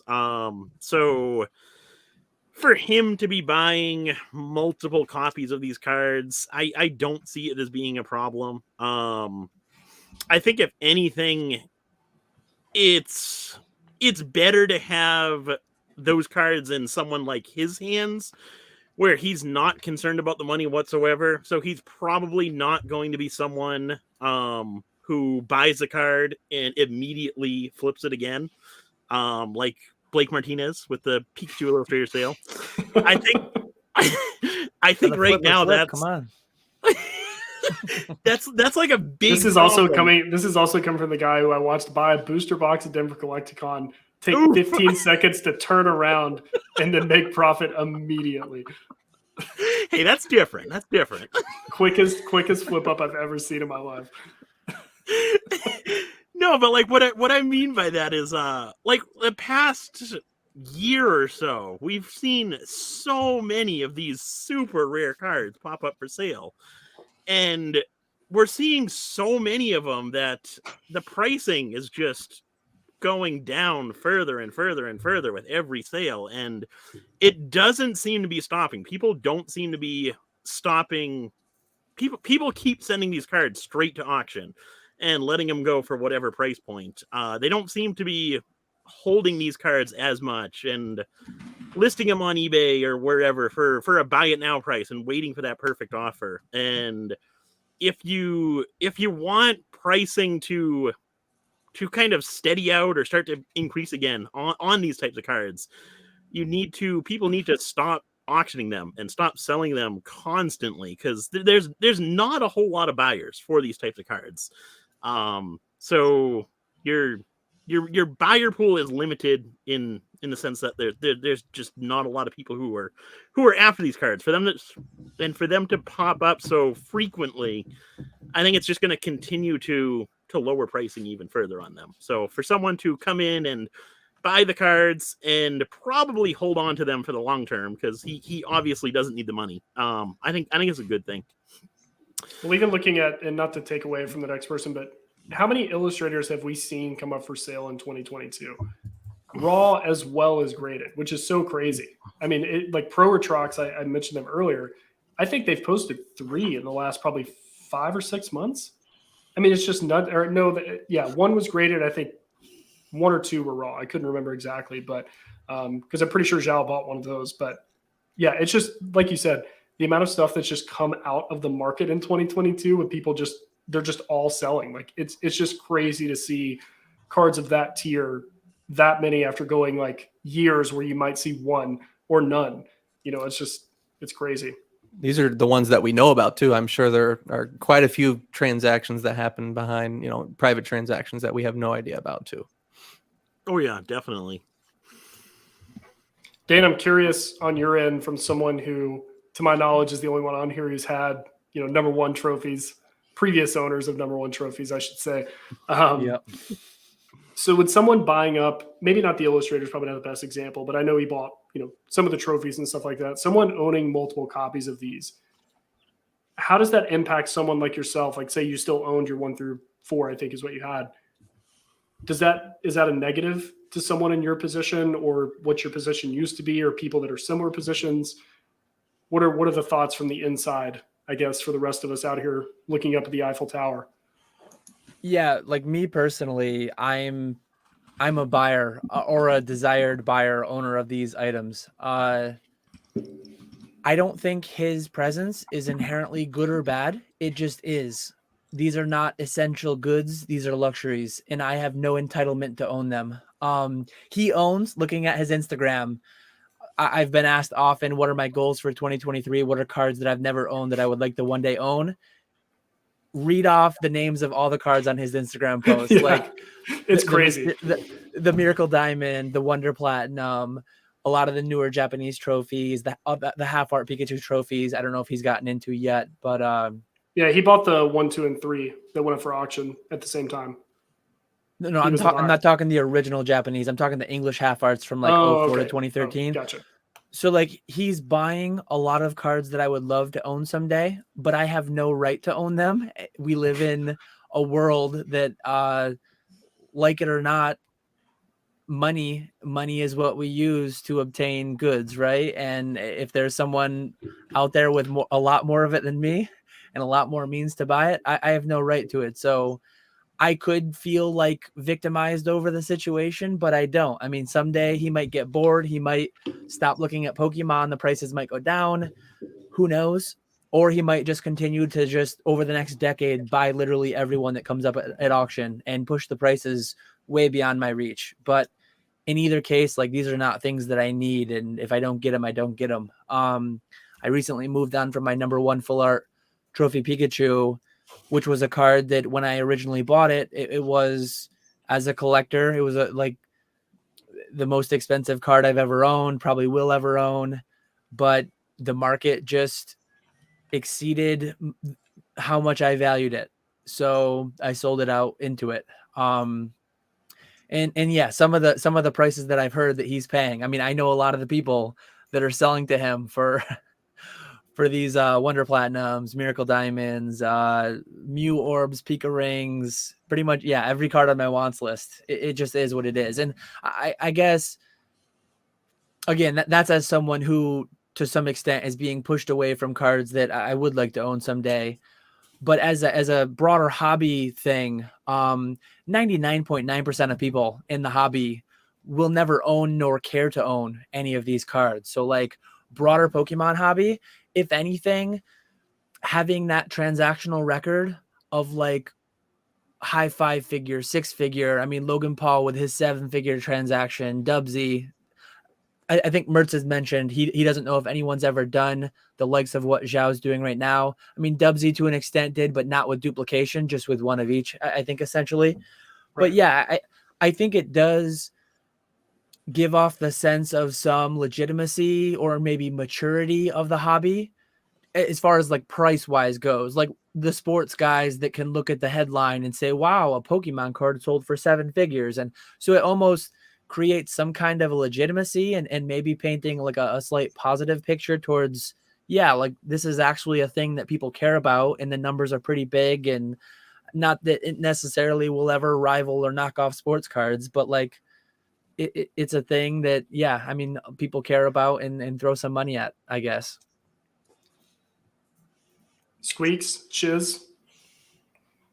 Yeah, I'll just to piggyback. I know you kind of stole my thunder there, but yeah, I totally think the That was his that is exact exactly answer. what I think. So basically, the cards costing so much, they create headlines, create some legitimacy for all of us. It's great because as sellers, people selling stuff, people see the headlines, want to buy in, FOMO, but it's in a bad way. I guess it could drive sales at Target, take it off the shelves for people who want to play the game.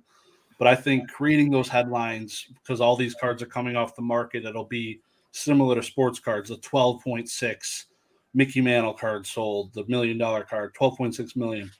That was huge headlines. Like every single company reported on it. So that'll happen eventually after all of these are off the market in these collector hands.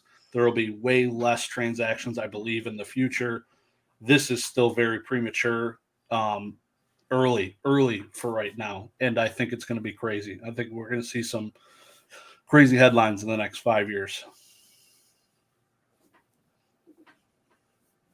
Go ahead, Squeaks. Squeaks, you get to go take all of everything everybody said and give us something completely original and new. So no Okay. pressure at all. All right. Yeah, you left me a lot there, guys. So, like, I don't. To me, those cards, the people dealing those cards, it's such a small subset. I don't want to like say it's not part of the hobby, but it's not part of the hobby. And so, to me, I guess I see it as like, first of all, I think it's great. I think somebody coming in just swooping all them suckers up, that is awesome, because it gives the people that have been dedicated in the hobby for years the opportunity to cash out if they want to, right? And a lot of those people that are cashing in on this, whether it be because it's the right time to sell or they need the money or whatever, are some of the greatest contributors to the hobby in general, in the growth of the hobby, whether it be the low points or the high points. And so those people getting rewarded for essentially being faithful to the growth of Pokemon is like a really great thing to me. In terms of like his motives or any of these people's motives, and is it for money? Is it because they appreciate the art? Are they going to sell them? Do they need the money? Whatever. I tend to not look into motives anymore for people. I've found that just leads to like sadness and disappointment at the end of that road. So I don't really care. So I don't know. I think it's good. It gives an opportunity for people to move on from it if they want to. I don't know if there's ever like a peak threshold where it hits that and that's that. And those people never get to move on and eventually they'll come tumbling down. But I do agree with the point, though, that like in terms of like news headlines and publicity, now generally you only see those kind of headlines when like markets are booming, right? That's kind of like the age-old adage of like a bubble or something. Is like if your news headlines are about art and collectibles, then you know you're probably in a bubble. But I think that like those are the things that can add legitimacy to the hobby for your more casual, you know, just going to come in and buy it for what it's listed at kind of people, instead of the people that are really engaged and always want the deal and, you know, that type of thing. So I think it's fine. It doesn't really bother me. I don't know. It's like one of those things, like if you're bothered by it, I guess I would ask why. But I think it's fine. If again, it's like Dan said, these are collectibles. Nobody's entitled to own them. Whoever, like, the person with the most money is who's entitled to own them if they want to. Like that is the moral of it. Like, so I'm fine with it. I don't. Yeah, I've just found it interesting. I think Mertz, you asked like, has somebody ever done this? And I know I've seen Dubsy's like, you know, 2 certs for like, it seems like over time he's sort of built this, and I haven't seen. And again, there's plenty of people in this panel who have been in here a lot longer than I have, but I haven't seen anyone come in this quick of a time frame and buy this stuff up. So that was one thing that I was thinking of, like before we all went live, was what people thought of that, because it's something new to me that I've seen. And Dubsy was fairly quiet, I think, for the longest time before he, you know, created his Instagram, got with Fuji, got with Simon Collectibles, and kind of put it out there for everybody. And in my opinion, is doing it very right. Tells the backstory really well.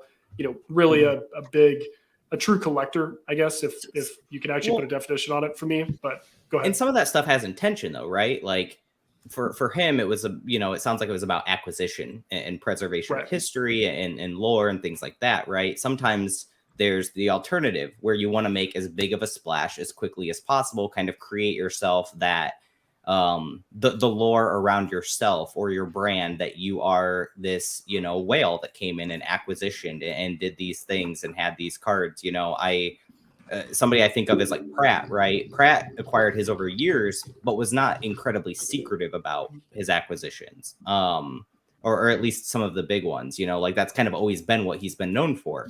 And so there, you know, I think that there's like the tale of two sides there. Like there's benefits to both, right? If people don't know you're going for it, maybe you have more time to acquisition it.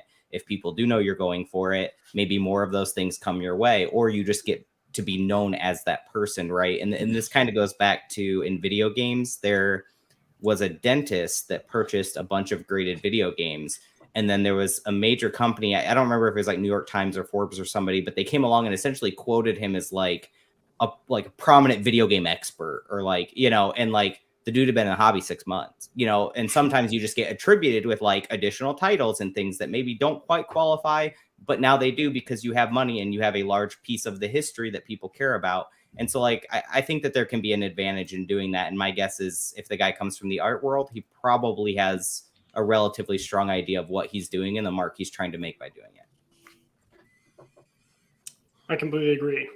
good job going last and still being able to bring fresh ideas to it. I'm glad I didn't cut in because I almost did after Josh went. I was gonna say like it is rewarding to the people who were like first in to getting those collectibles purchased. I guess pre-boom, before everyone wanted them, before they were a thing. Because a lot of people with 2020, a lot more of the set cards and stuff like that. 2021 and 2022, a lot more of the trophy S cards.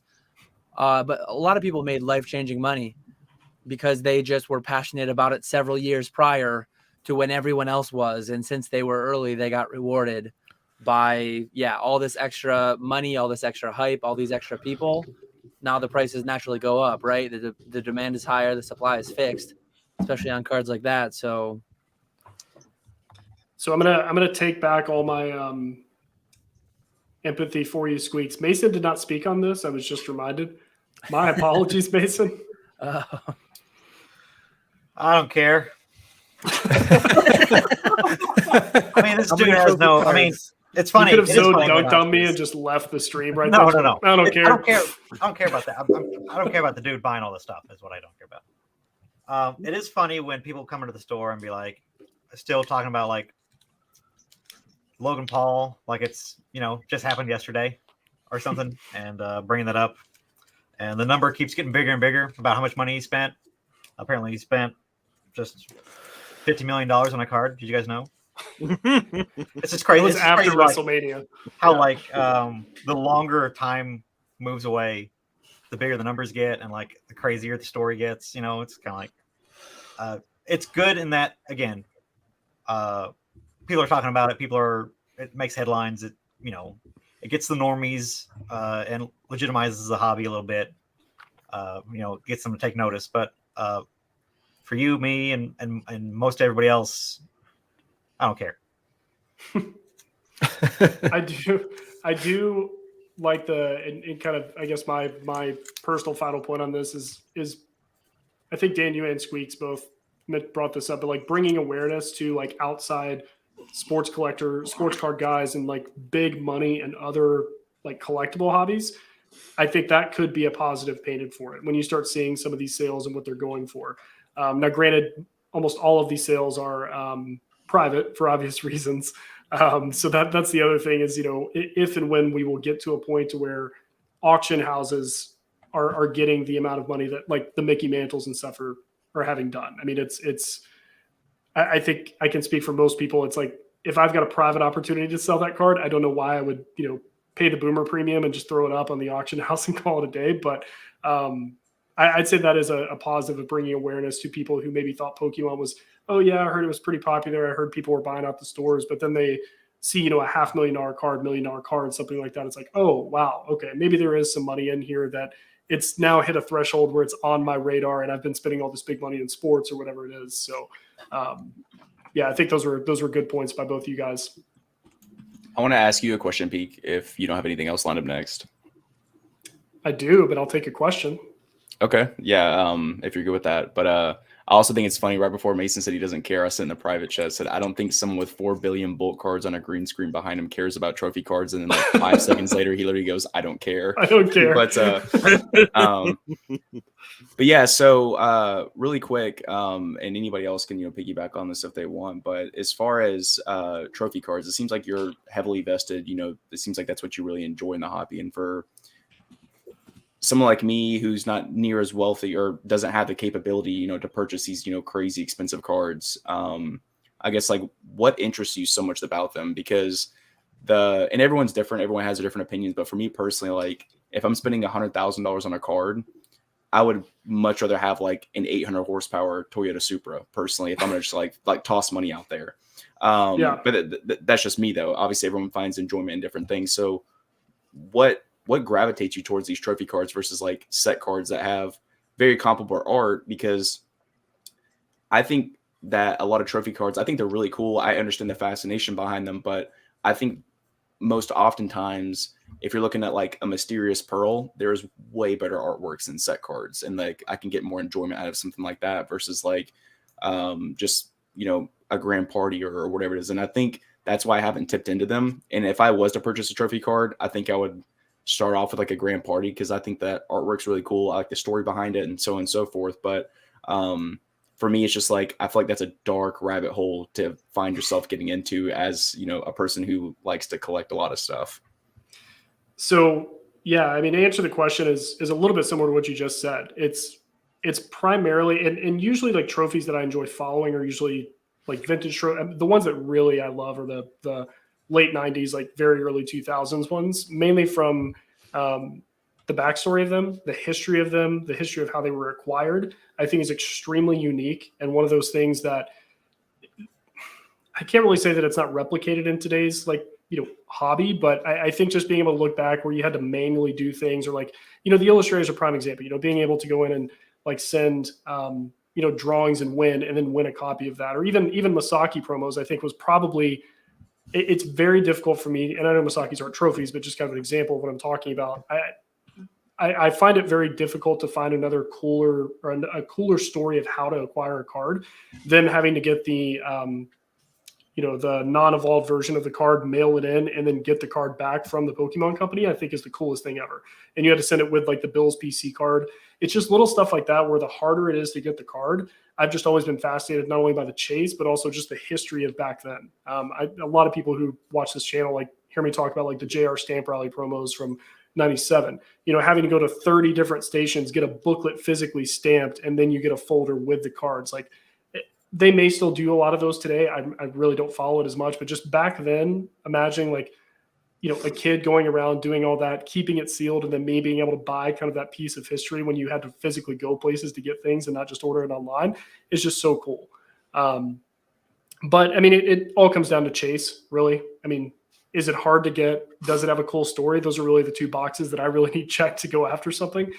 Set cards, I think, are very cool. They're just a completely different thing to me. You know, it's instead of an intentional acquisition of the card, it's luck on opening a pack. So that's not as exciting to me, if that makes sense. It's like you got the right box.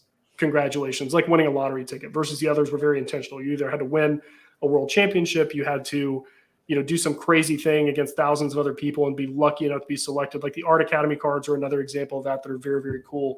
They're just a different league, in my opinion. So that's why I enjoy following them. I enjoy seeing who has them, where did they come from, how many are released. It's just a very fun market for me to follow from a distance.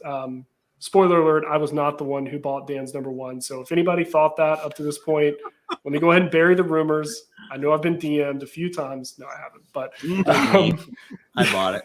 It was Squeaks. That's why he's in my here. robe. Clearly, I would be somebody buying that card. Okay, it makes sense. He's in his Traded me a mahogany bunch chair. of alt-arts. I actually the saw deal, Dan. $30. It was a good trade. Yeah. I got an Jake email. trade. I got an email that a Pika trophy was on coming soon email from Liquid Marketplace. Is that right, Dan? Yeah. So we can all be owners. No, but yeah, Pika, I just more or less wanted to kind of hear your take on that because I know that you seem to be really interested in trophy cards. Yeah, they're just always fun. And when I first got back in, like, you know, I was a kid, I did the set thing. Like I opened packs, I did all that. So as an adult, I'm like, not that I have that level of buying power, but I'm like, well, what would be like the adult version of a chase for me? And not saying that set cards are kids chases or anything, so no one be offended by that. But like, I opened packs as a kid, you know, in the true like original boom of that, you know, opening Team Rocket, opening, you know, base set, all of that. So when I became an adult, I was like, let me see where all these cards were that like you couldn't just get on the internet and order from Japan. Like that just what like. And that's one thing I think I've brought up in like a few different live streams is like imagining the world, and I'm 32, so I'm probably around the age of most people here, but like back in the dial-up days, you like Japan was this just exotic place. Like you saw those Japanese cards in the playground, and you're like, where is this mystical land where these things like came from? And no one to this day can tell me like where all these kids had these Japanese cards from, to my knowledge. But just as an adult, I was like, let me just look up all these cards I remember hearing rumors about. And then, you know, you get on the E4 forums, you start going like page 6, page 8, and really start reading up on a lot of the history. And I was just bit. I was like, I'm getting back into this. Even if I can't buy those trophies, like I want the affordable promos. Like that got me into Worlds promos, JR Stamp Rallies, like very niche, very cool stories. That's where my inspiration, you know, comes from. So, So one thing I did write down as well just kind of the next thing. And I feel like this has sort of cooled down a little bit with people talking about it. But from what I've seen, the market seems to be semi-healthy for my viewing of it. But I'm curious, and anybody can start with this. Where do you guys think autograph cards are going to be this year? Are we going to see a similar rise? Dan, like I could see the flinch. He's like, oh my, they're all legit, Dan. They know what they're doing. The authentication process is perfect. No, I'm just curious if you guys think that they will continue to rocket ship like they have. I mean, if you see some of the premiums on some of these cards that are $50 cards selling for like $3,000 because they have an authentic signature with no grade on the card. I mean, it's just nuts to see. I'm curious if you guys think that will continue this year, or if that ship has sailed, big money's out. What do you guys think? It's got all the makings of a mania and speculative bubble, in my opinion. Just kind of but I'm interested to hear. You know, I think Dan's got some strong opinions though, so he can chime in first on the autograph market there. I think it'll all come down to like how often people are signing. Arita seems to be signing all the time, and I think there's only one way for his to go is down, barring any. I mean, obviously, hopefully he stays in good health for decades to come. I don't know how old he is, but that's one weird angle of the signature market that I really don't like. Is like, I mean, they're all a fair bit older than us. Whether it's a couple of years from now or a couple of decades from now, you know that when some of these big signers pass, it's going to be like, oh man, let me go stonk out on eBay, buy it out before the obituary hits, and then flip it during his wake. Like that stuff is just you're a next level when you're like, following the obituary market. You're just ready. I got a guy at the Tribune. But like when we were live with Pokey Flips on Thursday, like Pele had passed. News had came of it just during like our live stream, and I'm sure I didn't eBay search his autographs at all. I didn't eBay search his rookie cards, but Kobe Bryant a few years ago, like these things just go like that. And bro, Ash Ketchum didn't even pass. He just got rejected out of the anime, and people were buying Ash's green. Yeah. Like, dude, it's over. And I won't even get into like the whole. I just don't believe in the validity of authenticated signatures to begin with. So I just don't like any part of it. As Mert said, a lot of like speculative, hype, bubbly type stuff's going on.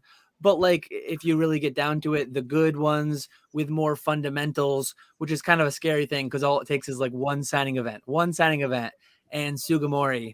Now there's 500 more samples out there, 250 more examples out there, whatever the number may be. So it's just not for me, none of it. Yeah, I say it's like speculative mania, but like at the same time, like I collect like Komiya cards. He's my favorite artist. Like if I were to ever have an opportunity to get a signature from him, somebody who I really just enjoy, and that's like my main collecting passion, like I would love that. Like just me personally, like sign it to Mertz, like I would love that. But like in terms of just stonking out and like having 10 people get in line and like wiping off with alcohol, it's just like gross. It's just, it makes me feel gross. Like this person died, the queen died, let me get her 1952, like whatever. Yeah, it's all just kind of gross. What's up, Matt? Welcome. Classics. Good to see you.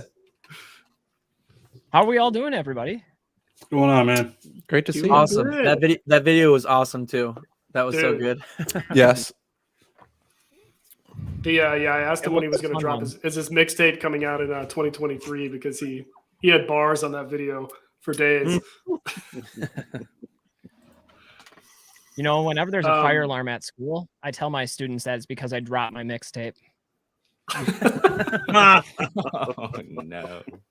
And That's then the their most forehead teacher is thing red from the permanent face palm. Yeah, that's the most teacher thing I've ever heard, I think. I love it. It gets way worse. Awesome. No, that video was I literally rewatched it like 4 or 5 times just because the song, I don't know where you got the instrumental, but it was so catchy. And then like you had like I think I might have mentioned this to you, I can't remember, but you had a certain inflection like halfway in the video where you were really like belting it. And I was getting more pumped as the song progressed. So awesome job on that, dude. That was such a fun watch and so specific to people engaged in this hobby. That's what I loved about it. It was like, I think my favorite line was like TCA dunks basketballs. I was dying whenever you said that. And he's just randomly hitting it out of nowhere. It was great. He did. He had a whole video just dunking basketballs. It was one of the best things I've ever seen. After Dan driving what looked like a child's toy because he's so large, the four-wheeler, 50cc ATV. he's like knees to chin, like cruising. Little do you all know that was actually a regular size 4-wheeler. So. Yeah. Yeah. That's just Yeah, Dan. That was a Yamaha 700. Yeah. That was a, So, Dan, obviously, I was not surprised that you were A, the first person to answer the auto question, and B, exactly what you said about the auto question. Classics, I don't know if you were listening while you were jumping in, but we were talking about what we think autograph cards will do in 2023. They obviously just absolutely exploded in 2022, what felt like out of nowhere. So I'm curious if you think it'll continue that trajectory, or if you think that big money's out, it's going to die down, just kind of be another thing that people collect. What are your thoughts on that? I really have no expertise in this area. So I don't know. I mean, it seemed to have exploded pretty heavily already, at least from an outside observer. So I'd be surprised to see that momentum like continue in the same way. But like I said, out of my expertise.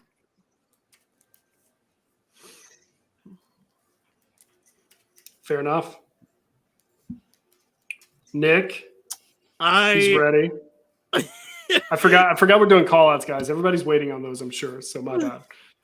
I'm with Dan in classics. I don't follow signatures. I don't like signatures.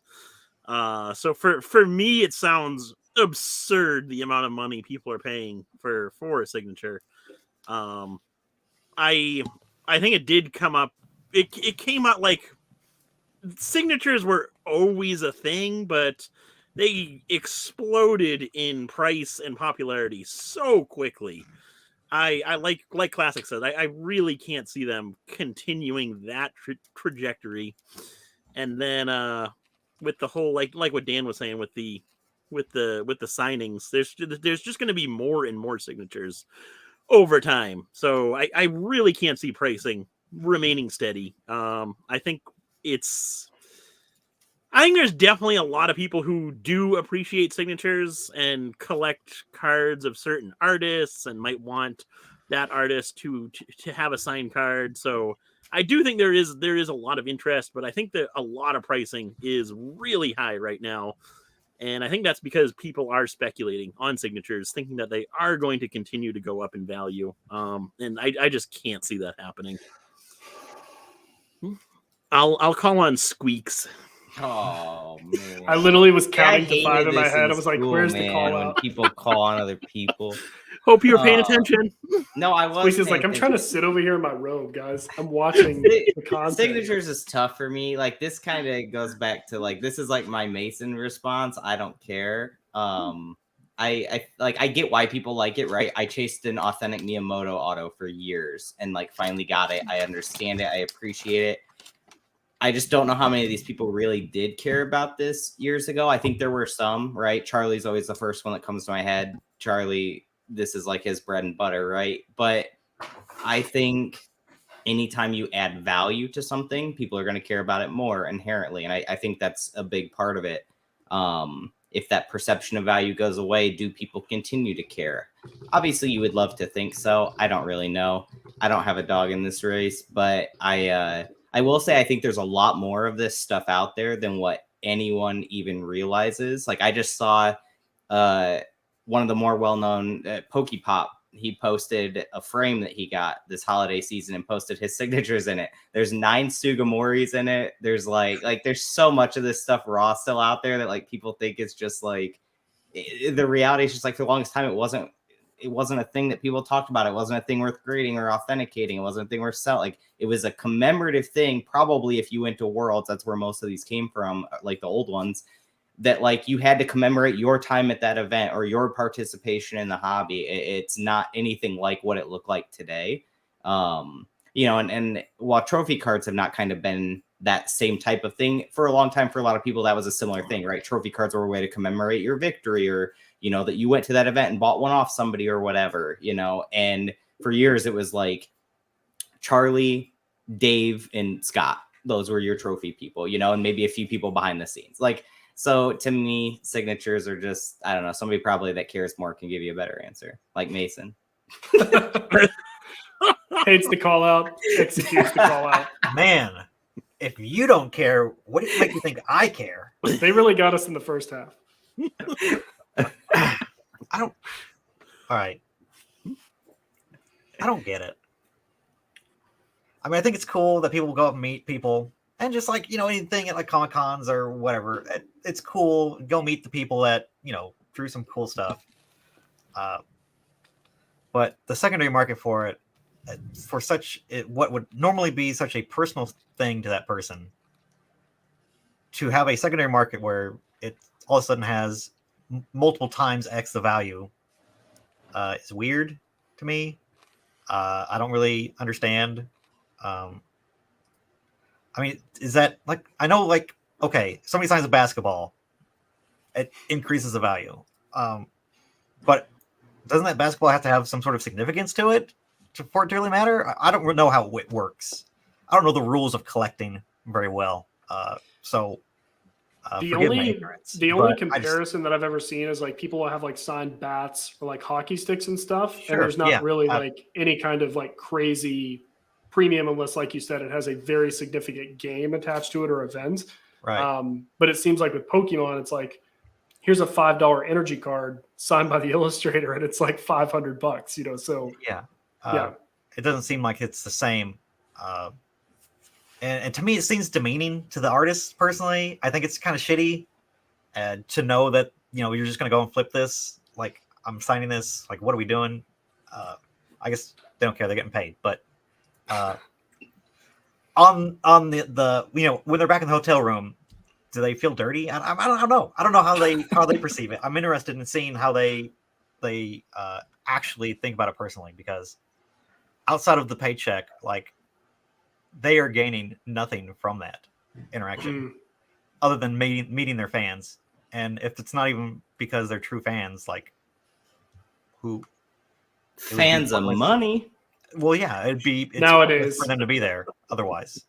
Well, the true No. fans hide in the bushes and catch you at the hotel lobby. That's Yep. really where the true fans are. Well, That's and devotion. there's that shit too. And it's just, it all around just feels gross and like, I don't know. I It think should some be of a these personal artists thing. are fans of money too, though. Like, Of course. let's Arita just call a signs spade a way spade, too- right? Arita Like, signs I think way a lot too of these much that I artists care. also understand that the more exclusive they make it seem like their signing events are going to be, or the more frustrated they are with the community, and I'm never going to sign again. But then when I do, you best believe everyone's going to buy their plane ticket because it could be the last one. There's like an artificial scarcity to that. And like, if there are ways that you could go about doing signings for your true fans, if like that was the goal, right? And I'm not saying that every artist falls into this, but there are definitely some artists that have absolutely just capitalized on this and in the popularity of it, and have made their bread. So like, I'm not going to sit here, like, I think chasing somebody down to their hotel, that's whack. I think if an artist requests that you get something personalized because they do want it to go to you, and you try to do like to Ash, or look up the top baby names of 2005 or whatever and try to hit all those, like, I think that kind of crap's whack. But like, I'm not going to sit here and act like they're victims either, because you can also just choose not to sign, which I is a bummer. Like, that would take it away from some people that truly do care and appreciate. But like, if you want to like reap the reward and make the money off of like your involvement and the great artwork that you did, there will be generally some negatives or detriments to that for an ever evolving market. So like, it is what it is. But like, I'm not going to sit here and like let the victim card be played when they're just absolutely raking bags. Like, I'm not, that's crazy to me. Mason, Dang, it's your, no it's one's your gonna turn to get follow the up. call I'll out. pick someone. Don't make me pick. Mason's Mertz, I got to do like his your call sign. out I'll now. pick you. I mean, I thought everybody's gone. They all left. Oh, Josh. that's controversial. We're not Josh. touching that. All right, Josh, The green shiz. What's up? lay it on us. What's up? All right, guys. All right, y'all ready for the get learnt? No. Please. Here So comes that knowledge. gonna give you some factual numbers here. So 2021 June, Aoki signed double colorless energy sold on PWCC for $160. A Mitsuhiro Arita last month signed Dunsparce sold for less money.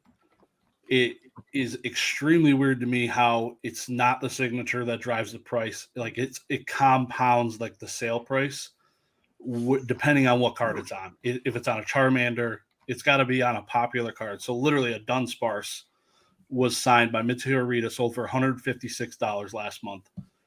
So you can get a cheap, like if you're not there in person, you can find it pretty cheap if you find it on a card that isn't just superior to everything else.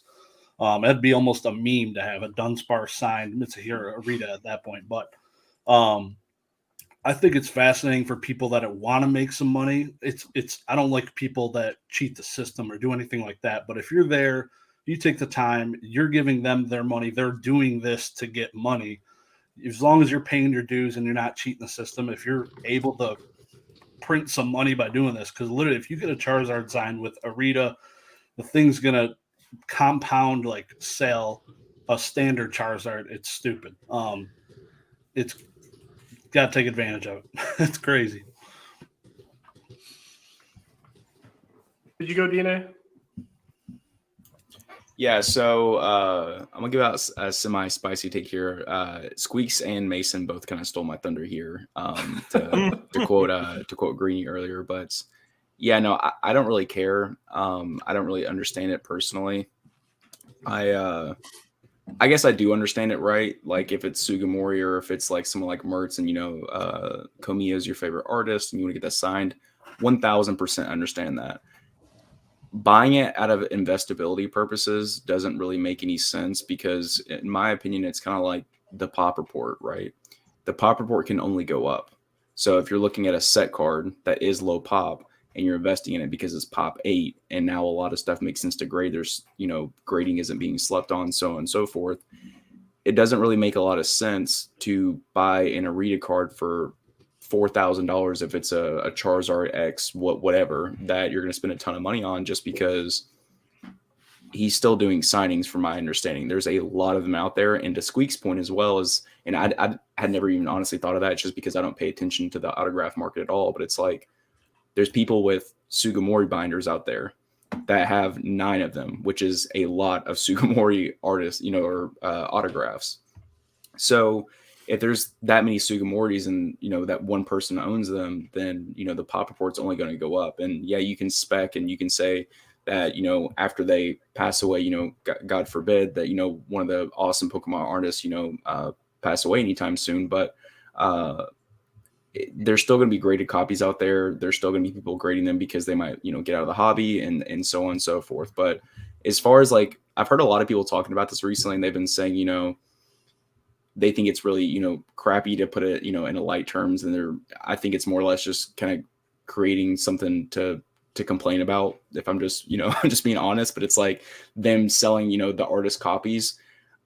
It's like, Greeny said, it's, you're paying for a product and what you do with that product is your choice. And if Arita came to me and we had a 45-minute discussion and he drew a sketch card for me and gave that to me personally, I'm not selling that because that's pretty crappy. Someone gifted that to me. But if I'm paying for a product, I have the right to do what I want with it, in my opinion, because it's something that I personally, own. So I just think that the investability aspect of it, and if you want to buy it and put it in your collection, that's awesome. But I just think that we should all wait a little while before, one, the graded card market gets more saturated, and 2, the autograph market gets a lot more saturated, because I think the prices are definitely going to come down on these artists that are signing a lot more frequently. Someone like Sugimori or some of these, artists who don't sign a lot or say that they will never sign again, or, have created that hype, around it or whatever it is like, that's a little different, but you're just kind of specking on them never signing any cards again. So that's just my 2 cents. And I don't know if that's a little spicy or not, but I think that something that might be obvious, and it's definitely been said before, this is not an original take, but it is different from like sports. Like if you're getting a Michael Jordan card signed by Michael Jordan, like he's the character featured on the card. Like having a Pokemon card of Charizard, obviously Charizard's never going to be able to sign that. It's like, it's weird that you're getting the signature of the artist that is not the character that, I don't know if I'm making sense there, but it adds another layer of strangeness that I don't understand. But Yeah. So, nope, go for it, Squeaks. Are you sure? Okay, I'll make it quick. I in defense of signatures, because it sounds like we're all like this anti-signature podcast now. In defense, I do think it's reasonable to have like an accessibility premium, right? So like, for example, I was willing to pay X amount to get a Miyamoto auto because I understand that like for me to obtain one myself is probably impossible, but even if it wasn't, like the accessibility would be really difficult and it would be very expensive, right? People have to fly to events, you have to get a hotel, you have to stand in line, you have to, there is an accessibility premium. So I guess your bigger question kind of comes down to like, it falls in that nice, neat box of like, are current prices reasonable for that premium of accessibility? I think most people would agree that answer is probably no, outside of maybe a few of these more rare or unique autographs that have a lot of provenance to them. Or are on a specific like high-end card that maybe there aren't as many with that autograph, that type of thing.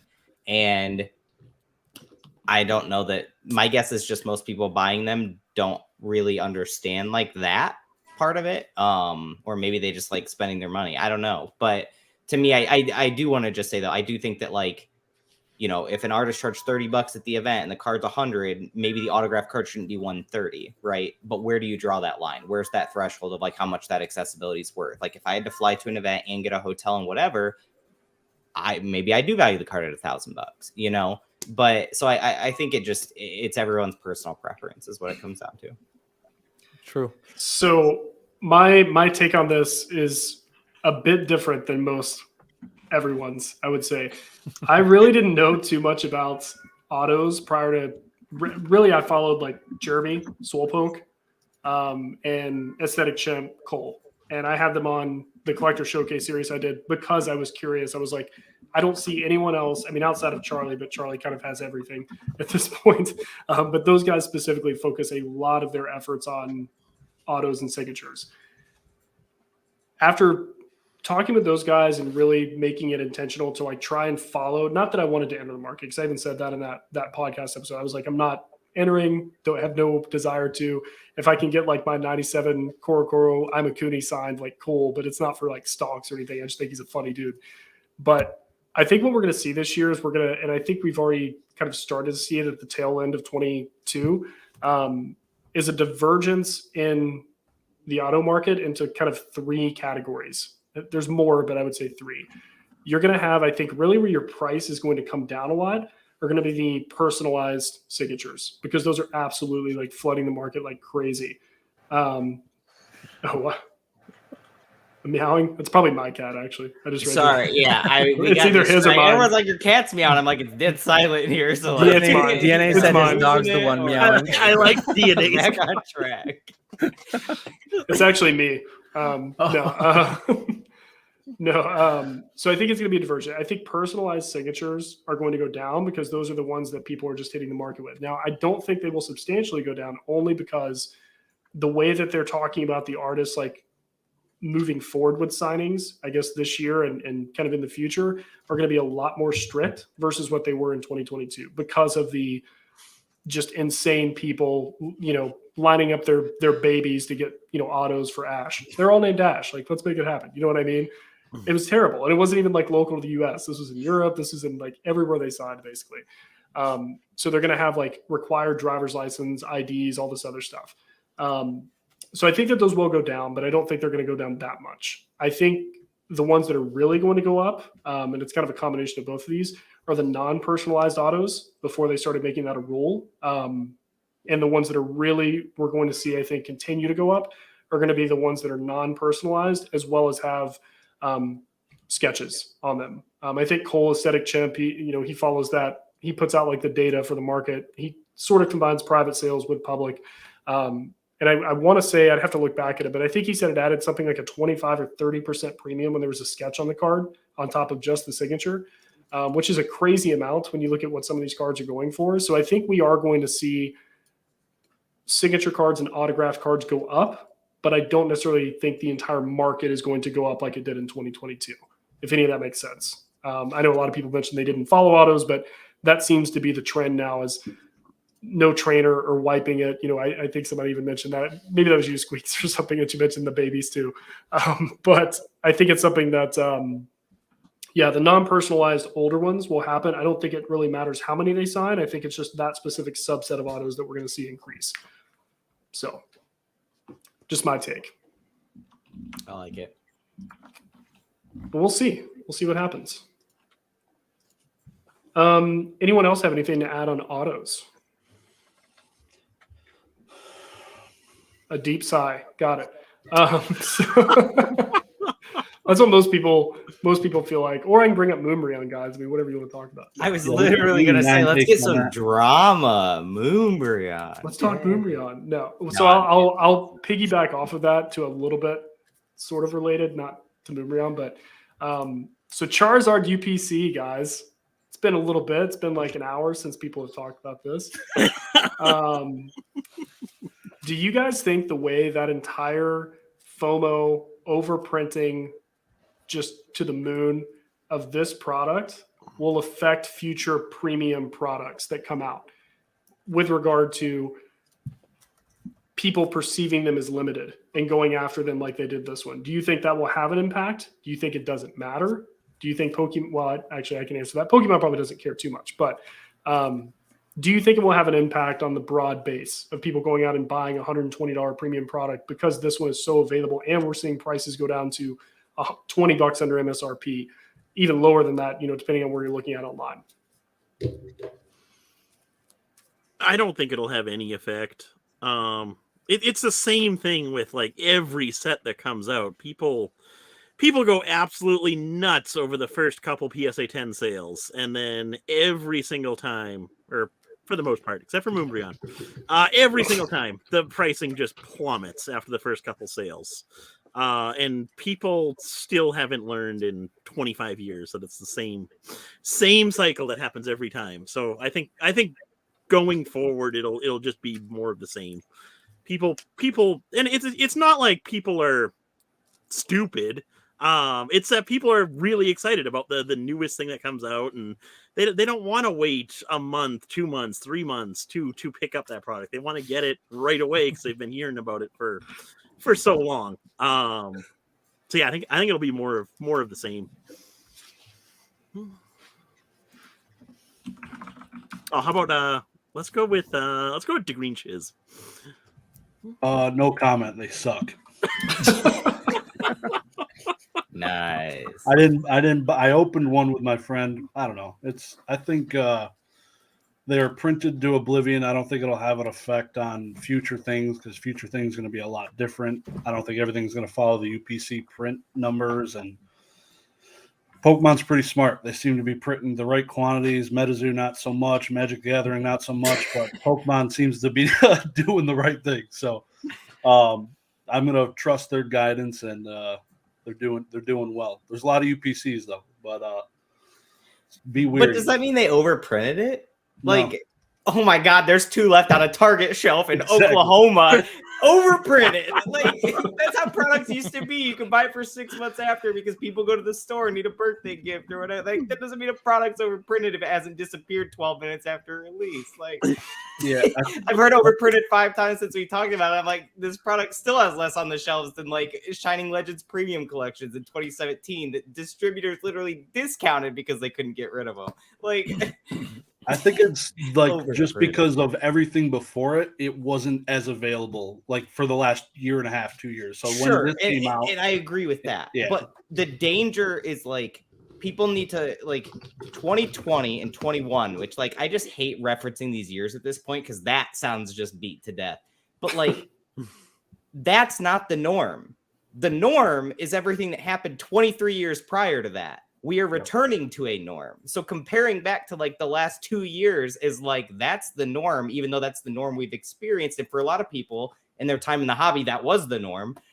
That is not the norm. Like, this is the norm. The norm of like, if the product's really bad, like collection box Pokemon quit printing them bad, but you won't because you make too much money off Timmy's bad. You'll find them clearance for $12 in like 8 to 10 months after they've already went out of print because they literally can't sell them. Or like your really bad ETBs, you'll find those clearanced out at Walmart, those kind of things. Like that's overprinted where you couldn't sell it to like your consumers that will just buy anything because it has Pokemon on it. And that's the norm. And so like I think this like comparison back all the time is like it's such a dangerous thing in the hobby that if people don't start to shift away from, they're gonna make a lot of mistakes. Squeaks, you always mic drop so hard. Everybody's just like, Yeah. what do I add to this? Popcorn. No. Dan's got something. I see it. He's brewing. He's ordering He doesn't more. care. He's He's already actually- stomped he heard on me his say- Charizard UPCs. He made. like, He "Wait, said, what is the "Timmy's price?" got my back. It's fine." Like, He's got I think it was healthy that they did what they did. I think some people were stonking them too hard. It's a sure thing, and I think it was a good demonstration that like supply matters to some extent. I don't think it'll happen, but I think something else that would be good for the hobby would be Evolving Skies to be reprinted down to where it's sub 120. I don't think it's going to happen, but I think it would be healthy if Pokemon just like slaps But that they down are. and like they're doing it in collection boxes, in tins, in ETB. Like that's how Pokemon historically has always done it, right? Like other than Roaring Skies, which was like the contradiction. Historically, the way they will continue to inject product over time, and they even did this with evolutions. Like booster boxes did dry up eventually. We just saw ETBs forever. You had an evolutions pack for 3-4+ years in collection boxes. Like you can balance out supply of packs and singles and accessibility for your casual collector without it being booster boxes. I just personally think like I was here for Evolving Sky or Roaring Skies, and I know you were too. And I think it would be fitting too, just because they both have skies in the name. I think the hobby right now could use Roaring Skies 2.0. It's not But coming. do you think they reprinted Roaring Skies because Shaman was out of hand and it was making a detriment to competitive play, or because they actually felt like the community needed more booster boxes of Roaring Skies? I think it was the Shaman thing more so, but like, why didn't they just do Shaman as a tin promo or They something? did. Premium XY Trainer Collection. Oh yeah, that's right. The problem was they had dice and metal coins and all kinds of garbage that is like incredibly difficult to manufacture, and realized, oopsie, that doesn't work. Like you can only make so many of those. Like that's the problem with Evolving Skies, right? Is what is the incentive driver to reprinting that booster box versus anything else that you could make in the hobby? Because I would argue that booster boxes, like cost per production, I bet they make more on many other products, actually, like per pack. And I think Pokemon like has a massive incentive to actually keeping the secondary market extremely healthy and keeping their incentive to believing these booster boxes will retain value long term, because it keeps people buying them. It keeps them interested. If people start to deem that this stuff isn't going to be worth anything, or it's not worth going out and buying it and putting it on your shelf, now you have a detriment of like your brand is devaluing. And so I think that there's like an incredibly like healthy value to them doing it the way they're doing it while still adding layers of accessibility. That's why I would be more willing to bank on an Evolving Skies booster box than a Moonbreon, because I do think packs are still going to inject in. I still think both are pretty good, but like that's my, anyways, I'll leave it. Somebody else can go. That's my. Well, I do want to get to a question here since it's related. Eva's Binder, if I bought a UPC at 300, should I hold? I'm guessing That's a she's meme. thinking from pricing. Meme. Yeah, my answer was in the I chat. Spreadsheets. think You you didn't should buy buy any more of those than at 300. Meme. You never know.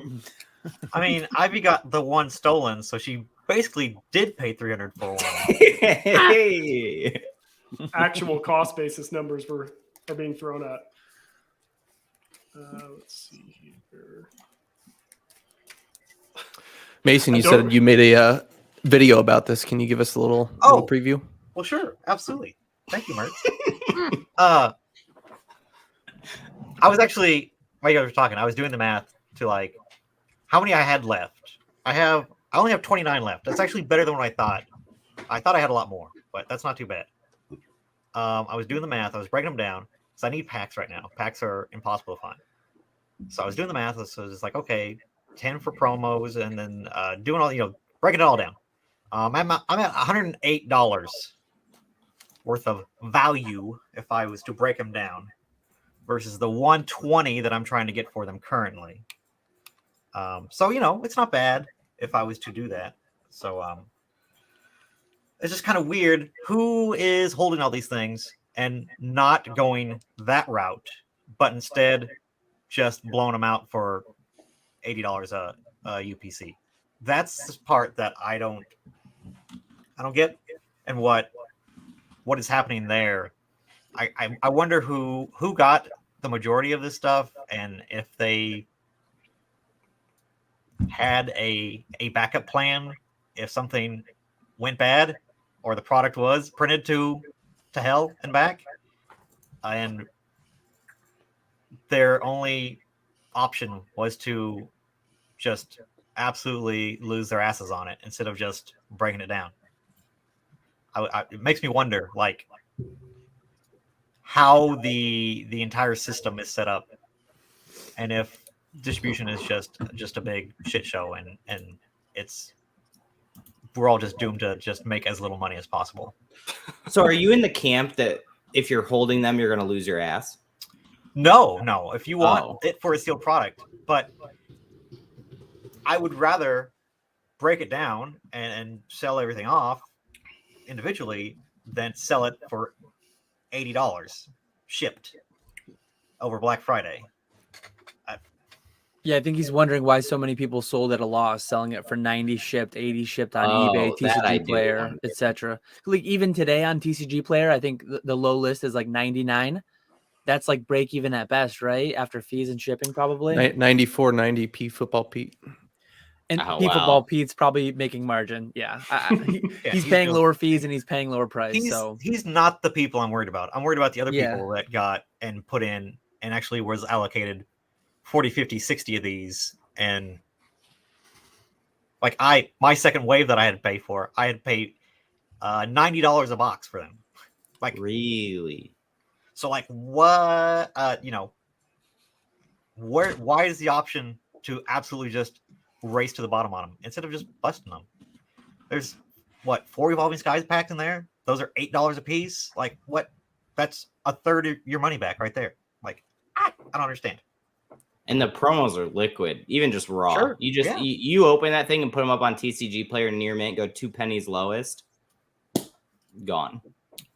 I think I heard someone, or it was on one of DRM's videos that I had playing in the background when I was doing some busy work, and I think he was talking about somebody that he knows who blew them out for like $65 a box or something like that. I don't know if that was shipped or not, but like, I'm just thinking there's like $60 in packs in that alone. And you had the promos, you had the dice, you had the sleeves, the playmat. It's like the only reason that it would make sense is that if you just over leverage you're in an over leveraged position, or you just need to liquidate super quick, or you have an upcoming, wave of product that you have to buy that you don't have the current capital for. Like, that's the only thing that makes sense. But you would even think at that point, like, of how liquid the promos are and how liquid the packs are, that you could break the product down. You could sell it just as quick as you could sell those UPCs for.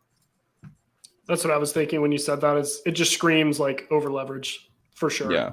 It's like, I just have to get this money out and do something with it at this point.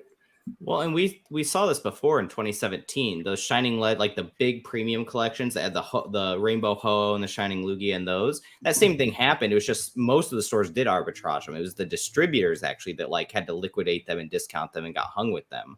So it's interesting that the distributors have been able to move them, or at least it seems like it. And it's actually like the stores are the ones like kind of carrying the bag this time. But look at those things today. I mean, they're not cheap. So I don't know. It's interesting, this product. Go to our next question here from G1T Landon. Best Japanese exclusive promo from 2022. It's a good question. Mason's gonna go, I don't care. No, I don't care. Like, what?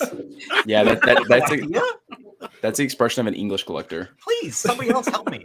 That's definitely a DNA question right there. For sure. DNA, you might as well run with this one. I think the Precious Collection box. I think I missed Dan's video. I pretty much watch all of Dan's videos and pretty much everyone on screens that comes out. But I wish that I had, because Dan, you basically said, hey, you should pre-order this in a video. Is that right? Well, I used pre-ordering that to show you how to make a Tenso account and pre-order one. Okay. I didn't give the advice to pre-order one. I don't do that. Okay. Yeah. So I must have missed that video, but yeah, I really wish I had bought that, because if I bought that product for my collection, I don't even think that I would grade it, because the stand and everything that comes with it is just S tier. And if you look back at all the really exclusive Pika promos, I mean, that's a no brainer. And like, I no brainer, quote unquote, or air quotes. But I forget who it was. I think it's TCG Grading. Are y'all familiar with him? His YouTube channel? Yeah. Yes, super cool dude. Got a great channel. If anybody hasn't heard of him, go check him out. But he invests and, you know, buys and flips like a ton of product. And I don't know a lot of his, you know, backstory, but he was talking about like even at the secondary market prices, this is not advice, but it kind of makes sense that even if you were to buy that, I don't know what they are now, but like if you were to buy them shortly after release on the secondary market, that within like a 12-month time, you'd probably still be making money just because those products are like, if you just look back at all the history, I mean, a lot of those products that are in the similar category are, you know, thousands of dollars now. So I think I would. Go ahead, Peek. I was going to say the beta Chansey from the creature deck was probably the coolest one that I saw. It wasn't necessarily a Japanese exclusive promo, more of a employee exclusive promo, but the beta Chansey was the coolest thing I saw when it came to 2022. Yeah, the creatures deck is awesome. I believe that actually came out in 2021 though, but did it? I believe so. Very awesome, like late 2021, if I'm not mistaken. Yeah, that was the 25th anniversary. So it yeah, could have been. yeah. Oh, But damn it! that's a really cool deck.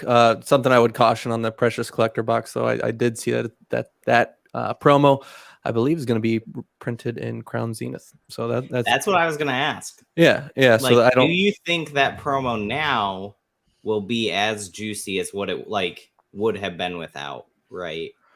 And Yeah, I don't think so. And first of all, I think it looks shittier with the yellow borders, but it just, you know, sure, I didn't mean the crown. I meant the other. Like, do you think the Japanese will now lose some steam because there's alternatives? I mean, I think logic would probably say yes, a little bit. Yeah, like if it's not exclusive anymore. And from what I understand, like it's not common for like this type of Japanese exclusive promo to get an unanalogous print in English, if I'm not mistaken. So that's interesting.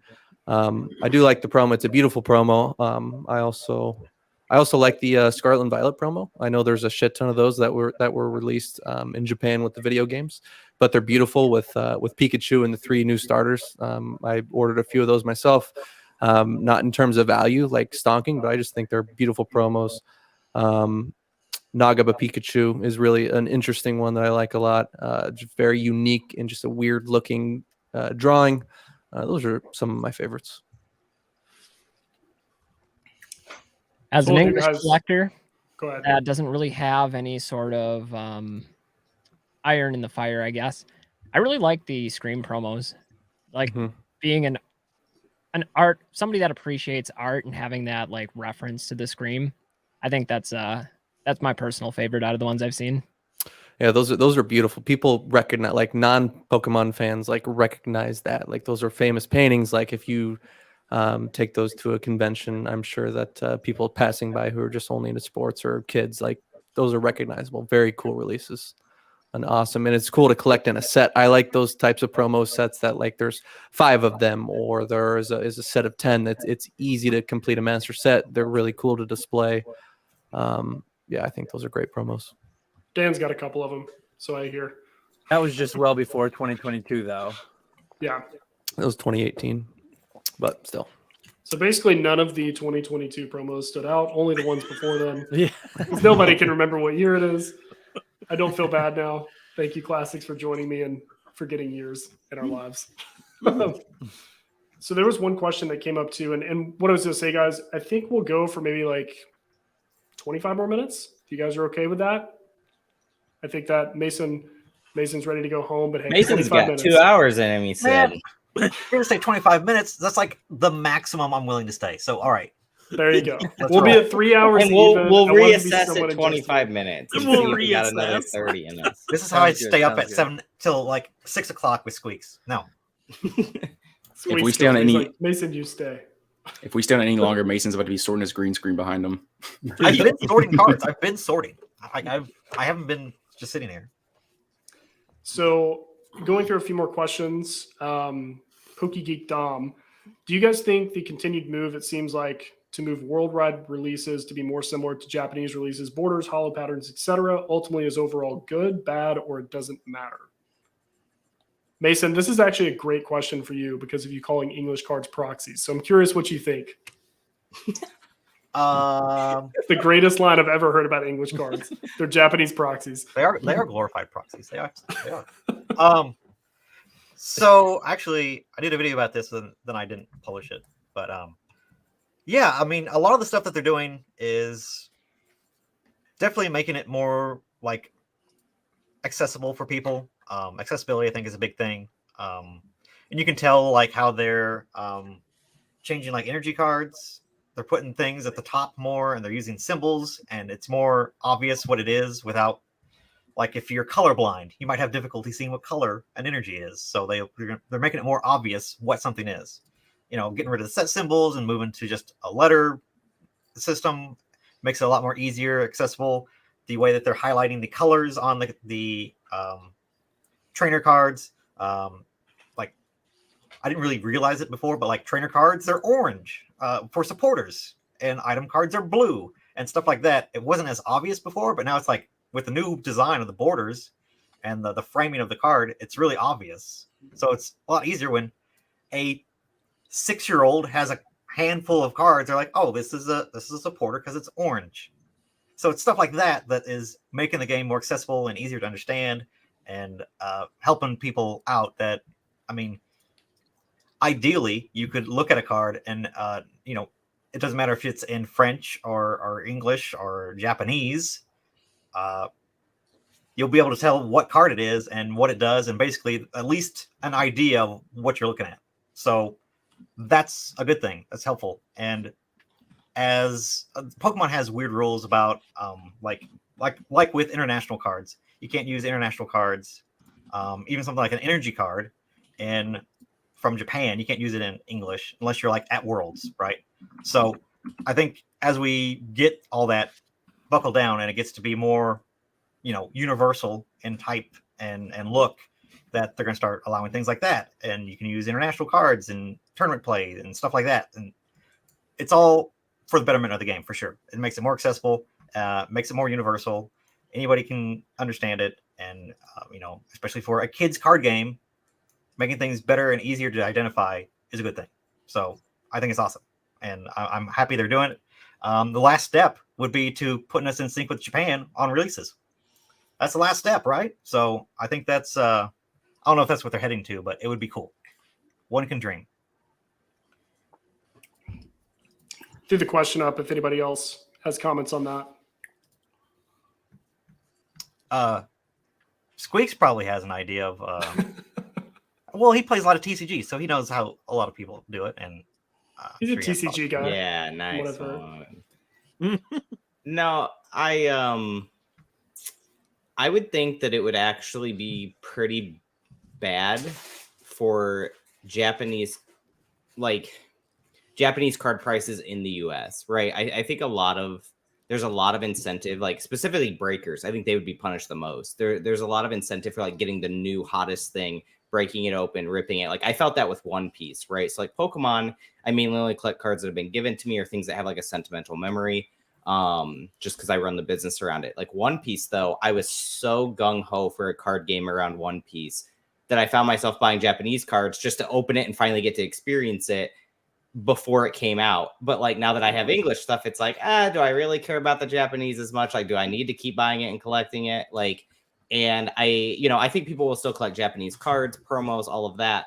But I think like specifically just for like people that want to experience the newest, hottest thing right now, if they ended up getting like near or close to, or just even up to simultaneous release, I think that would really hurt that, because you don't have nearly as much incentive to jumping through those hoops to importing that product if you could just open that product in English at the same time. So I think that would be the biggest detriment. But yeah, would that help English products though? Would that kind of? Oh, sorry. Absolutely. I think it absolutely would. Yeah. No, sorry. I think just to piggyback on that real quick, I think that is what Pokemon Japan wants. They wanted a shipping and exporting of Japanese cards to stop and be less impactful, because I think a lot of stuff right now is going overseas instead of when something releases, it's going out of the country, and they want those cards to stay in the country. That's why all the boxes save for Challenge Japan only, right? So, like, I think that's If they make it all universal and then put things more similar and then squish everything all closer together, that's less of an issue for them. They don't have to go crazy with the printers all the time, just going full blast all at release. They can space it out better and keep up with demand that way more reasonably. So I think that's probably the overall goal with doing this. Awesome. Let's go to this one. Are they actually releasing simultaneously? Like, how close together are they? No, I was saying that would be like the last step to like doing that and making it. Okay. Do we know when the Japanese set's releasing? Like what, Scarlet and Violet? Yeah. Probably pretty soon, I would imagine. I'm not sure. Probably in January sometime for the first block. Because for us, it's delayed. Like usually it would be our February set, and it's March this year, and they're doing Crown Zenith. So like, I don't know. It's weird. It's damn near into April. It's the last 31st, right? Yeah. So it's 4 months away still. I wonder if we'll see our first December release then with like the cycle or whatever. Can I ask a question to everybody here who owns an online business or LGS? No. Okay. Yeah. So, and anybody else can kind of throw in their input on this as well. But from my understanding, Pokemon's not reprinting or like dropping anything until you'll just say like what, April? Is that right? Well, From our Crown Zenith understanding? comes out. Yeah, Crown Zenith. January. But if there's like anything like restocking or waves of things, or I've asked and I've heard nothing.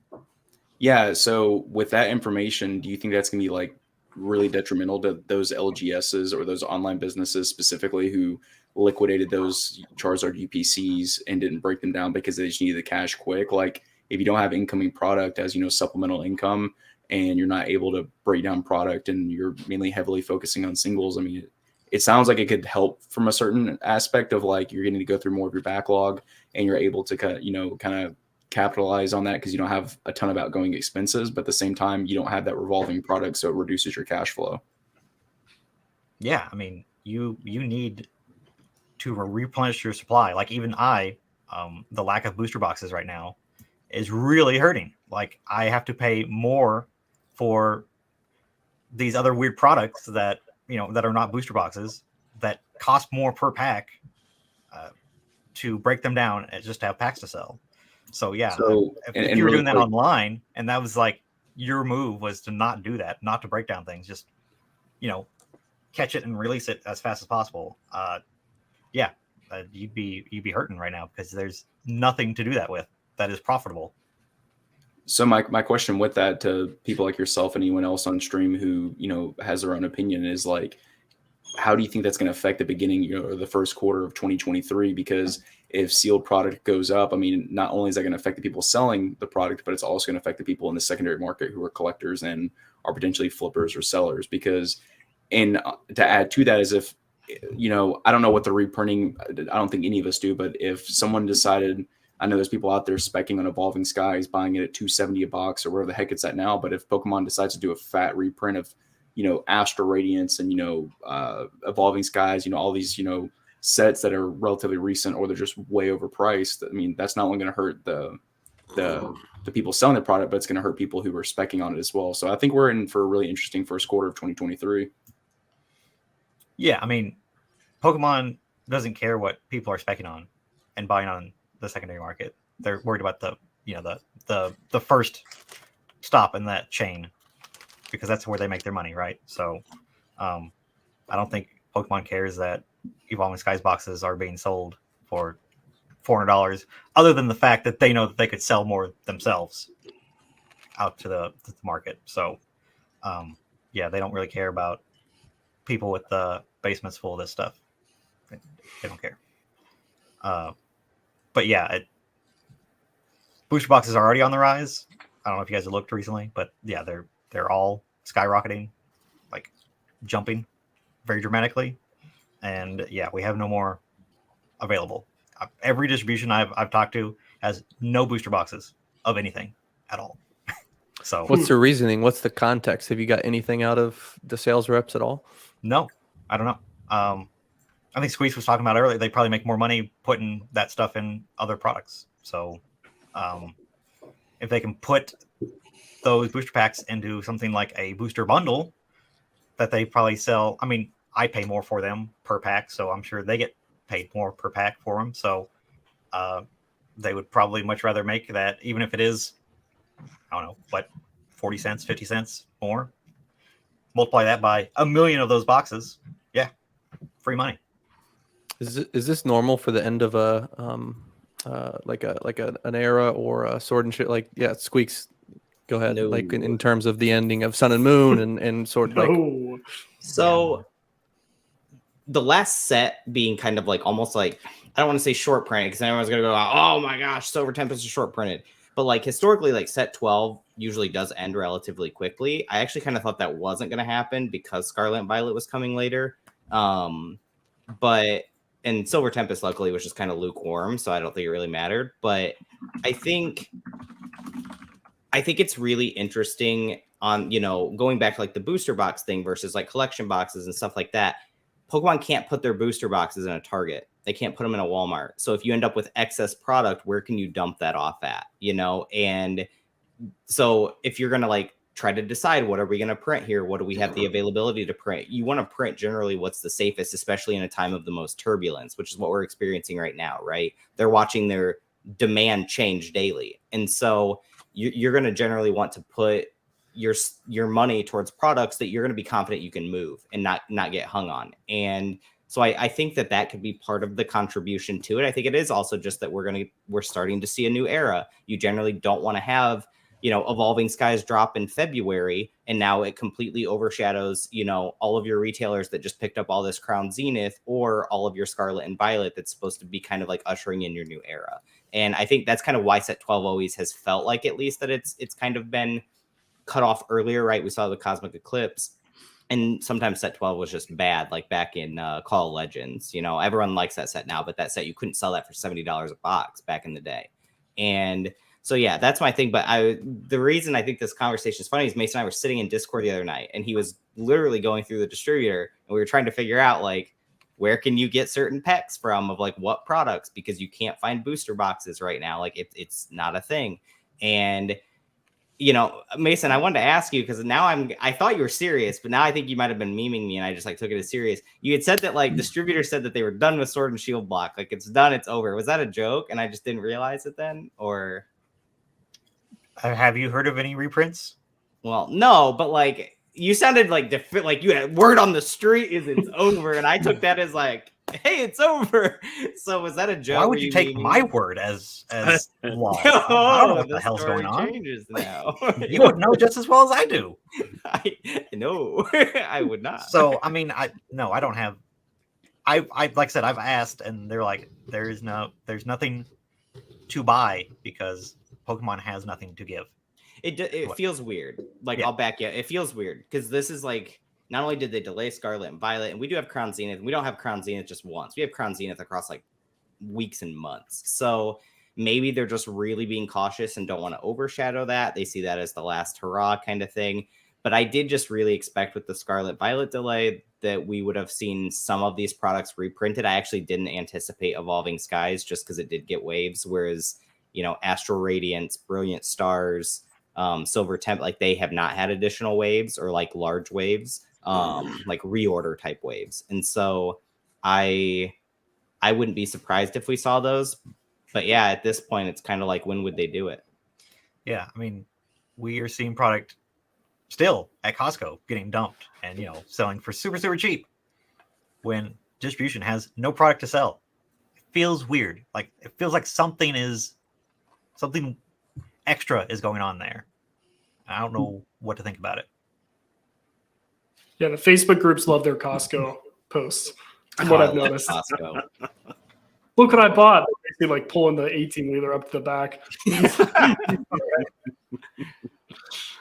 All right, guys. So we'll do one more question, and then we can just end kind of like final thoughts on the new year. So I won't make this as specific because it's a fairly specific question. What would make a 10-year-old kid want to grade cards? Not 9, not 11, but 10. Is the hobby in trouble because of that? So let's say this. Let's say kids grading cards. Whatever that age is subjective to you. Is it in trouble? I'll answer first. No, I don't think so. I think it's kids growing up in a graded card environment versus kids who grew up without a grading company to grade Pokemon cards, or grading Pokemon cards wasn't even a thing. It was like you were happy to pull it. So that's my opinion on it. I don't know if anybody else wants to like fire around that one, but that's pretty cut and dry to me. Mason, do kids that come into your store care about graded cards at all? 10-year-olds? Yeah, they do. It is, guys, these kids, they're on YouTube all the time. They're on TikTok. They're doing all these things. And it's like the amount of knowledge that they have and just like the amount of power influencers and people like the Leonhards of the world influence how much a 10-year-old cares about anything Pokemon related. It's kind of scary. So, yeah, the stuff that they're seeing everybody talk about and stonk and mention in all these YouTube videos is absolutely what they're coming in and asking questions about and asking if I have it and how much it is and all this stuff. So yeah, they like graded cards. I don't know if they want necessarily WotC graded cards. It's mostly modern, but yeah, Tell us more, Mason. Where's your what do they movement on want? that? Kids these days. But no, yeah, I mean, yes, kids will. I don't know if they understand what grading is, what all goes into that. I don't know if they know. Probably not, but they know that they want them, and they know that they're expensive. And they've got mom's credit card, and they're ready to go. Yeah, Like, get these PSA 8s out of here. What are you doing? They just start roasting the store. watching. All I have to watching say, Go ahead. okay, I was going to say, all I have to say is, where do you think PokeJace is offloading all these slabs? Food for thought. Whatnot. So maybe all the eBay messages that I'm sure we all field where it's like, sorry, my kid bought this, are these 10-year-olds. Yeah, maybe Yeah, that's maybe actually they're already true. on eBay bidding in mass. Yeah. 10-year-olds are shill bidding auctions. That's what's happening. Just dumping the market. Ironically, building up the market that is also suppressing their ability to purchase. They're their own worst enemy. Before we That's go, a good Dan, I want to excuse. hear your opinion because you had a live that or maybe it was live. I don't know. I just listened to it. I was packing orders, but you were talking to Jake and you were like pretty doom and gloom. Hobby's going to die. Grading's going to die. Everything's done. You know what I'm talking about? Yeah, you. You're didn't say the that only- hobby Maybe it was wasn't gonna that die. severe. I may be It wasn't that embellishing it a severe. little bit, but you were pretty like. The grading bubble. I believe it was like The grading super bubble bubble or stream, super massive grading bubble super or bubble. something. See, Yeah. I'm short plastic, long cardboard. But that, like, I think people are paying too drastic of premiums on plastic, just like any old plastic around any old card. And I think a lot of that'll go away in the coming years. I don't think the hobby will die because of it.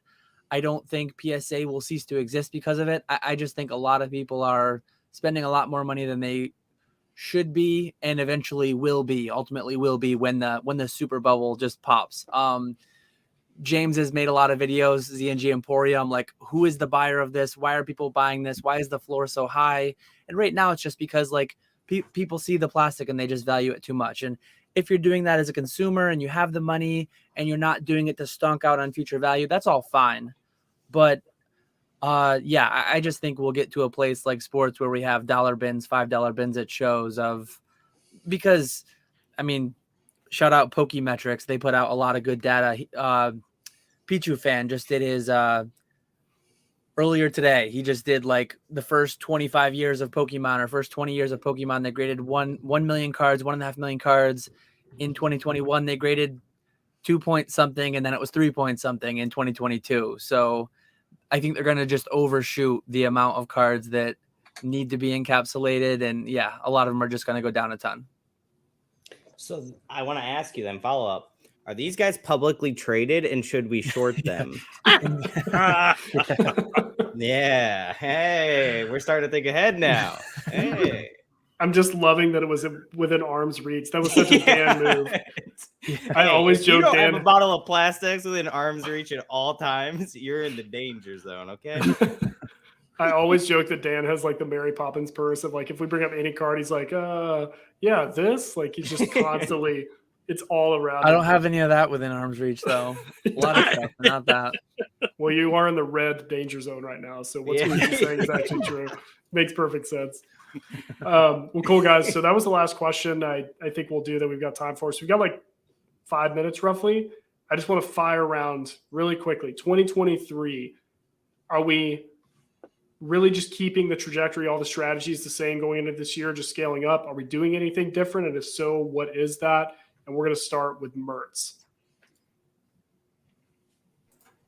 Oh, we're starting with me. Strategies. You doing anything different this year, or are you just scaling up what you've already started doing? You know, the lane that I'm kind of doing right now, or the plays that I've been making, are just buying multiple promos, like mostly Japanese promos, and grading like 10 of a promo and trying to get 10s and flipping. So that's what I'm going to keep doing for in the short term. And then I'm going to open some modern to have fun, make some YouTube videos, go on some lives, have some chats. Like I don't do this full time. I've got a full-time job. This is kind of, I'm a very, very, very small fish in this ocean. And yeah, just that's what I'm going to continue to do. So no big strategy shifts. I think that the hobby's in a great place overall. A lot of recession talk, doom and gloom in the world, macroeconomic issues. And I think that the fact that the Pokemon seems as strong as it is a really, really good sign in face of all of that. So very bullish and super excited for 2023. Shiz. I'm just here so I don't get fined. Sorry. Yeah, no, you're good. Yeah, I appreciate you bringing me on. But yeah, it's pretty much the same for me. Collecting, selling stuff, the YouTube interviews. I appreciate every single one of you. I've been on my interview except for Squeak so far. Appreciate all you legends being here in one room. It's pretty cool. So, but yeah, just keeping doing the same thing. Nothing's going to change for me this coming year. Looking forward to maybe opening some more packs, which will be cool. So, Mason. Yeah, I talked about this with Basic last night, but what I want to do this year is grade some more stuff, because that's I've been enjoying it. I'm having a good time with it. And you know, as the business gets settled down and we get used to having 2 stores and all that stuff, it frees me up to do some extra things and maybe explore different avenues of revenue. So I definitely want to do more of like maybe like mailed collections buys or something like that I can do, and then grading that goes along with that, and getting that type of business going where it's more involved, but less to do with, you know, the day-to-day of running the store. So you know, that's what I would like to do, and I'm looking forward to doing. But I think everything's should be going well. I mean, I don't see any red flags about anything Pokemon related, even sealed stuff. It'll all work itself out, right? Right, guys? Right. Yeah. So Mason, I actually started laughing when you said you talked to Basic Trainer yesterday, because I thought you were about to troll us and say you're going into MetaZoo as a partner. So I was like, you're like, after talking to Basic last night, and I was like, where is this going? No, he's going to start grading double colorless energies. Heck Yeah. Dan. Topics that were discussed last night, dude. If y'all watched that stream, dude, just talking about grading 50 double colorless energy in the Pops 100 and talking about, Nice. moon landing conspiracies, are just all over the place. Yeah. Classic Basic Trainer stream. All right, Dan, let's keep our time. Go for it.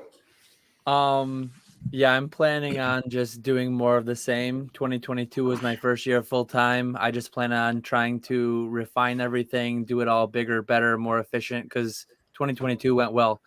And as I said, I'm bullish on cardboard as a whole. I think there's some silly things going on in grading still. That's why I plan to have grading be a big part of my business in 2023 as well, because people are just paying too much for certain things. So I'll be there to help drive the prices down, try to correct those prices to where they should be. And if they never correct, it's going to be a really, really good year for Catch 'em All collectibles.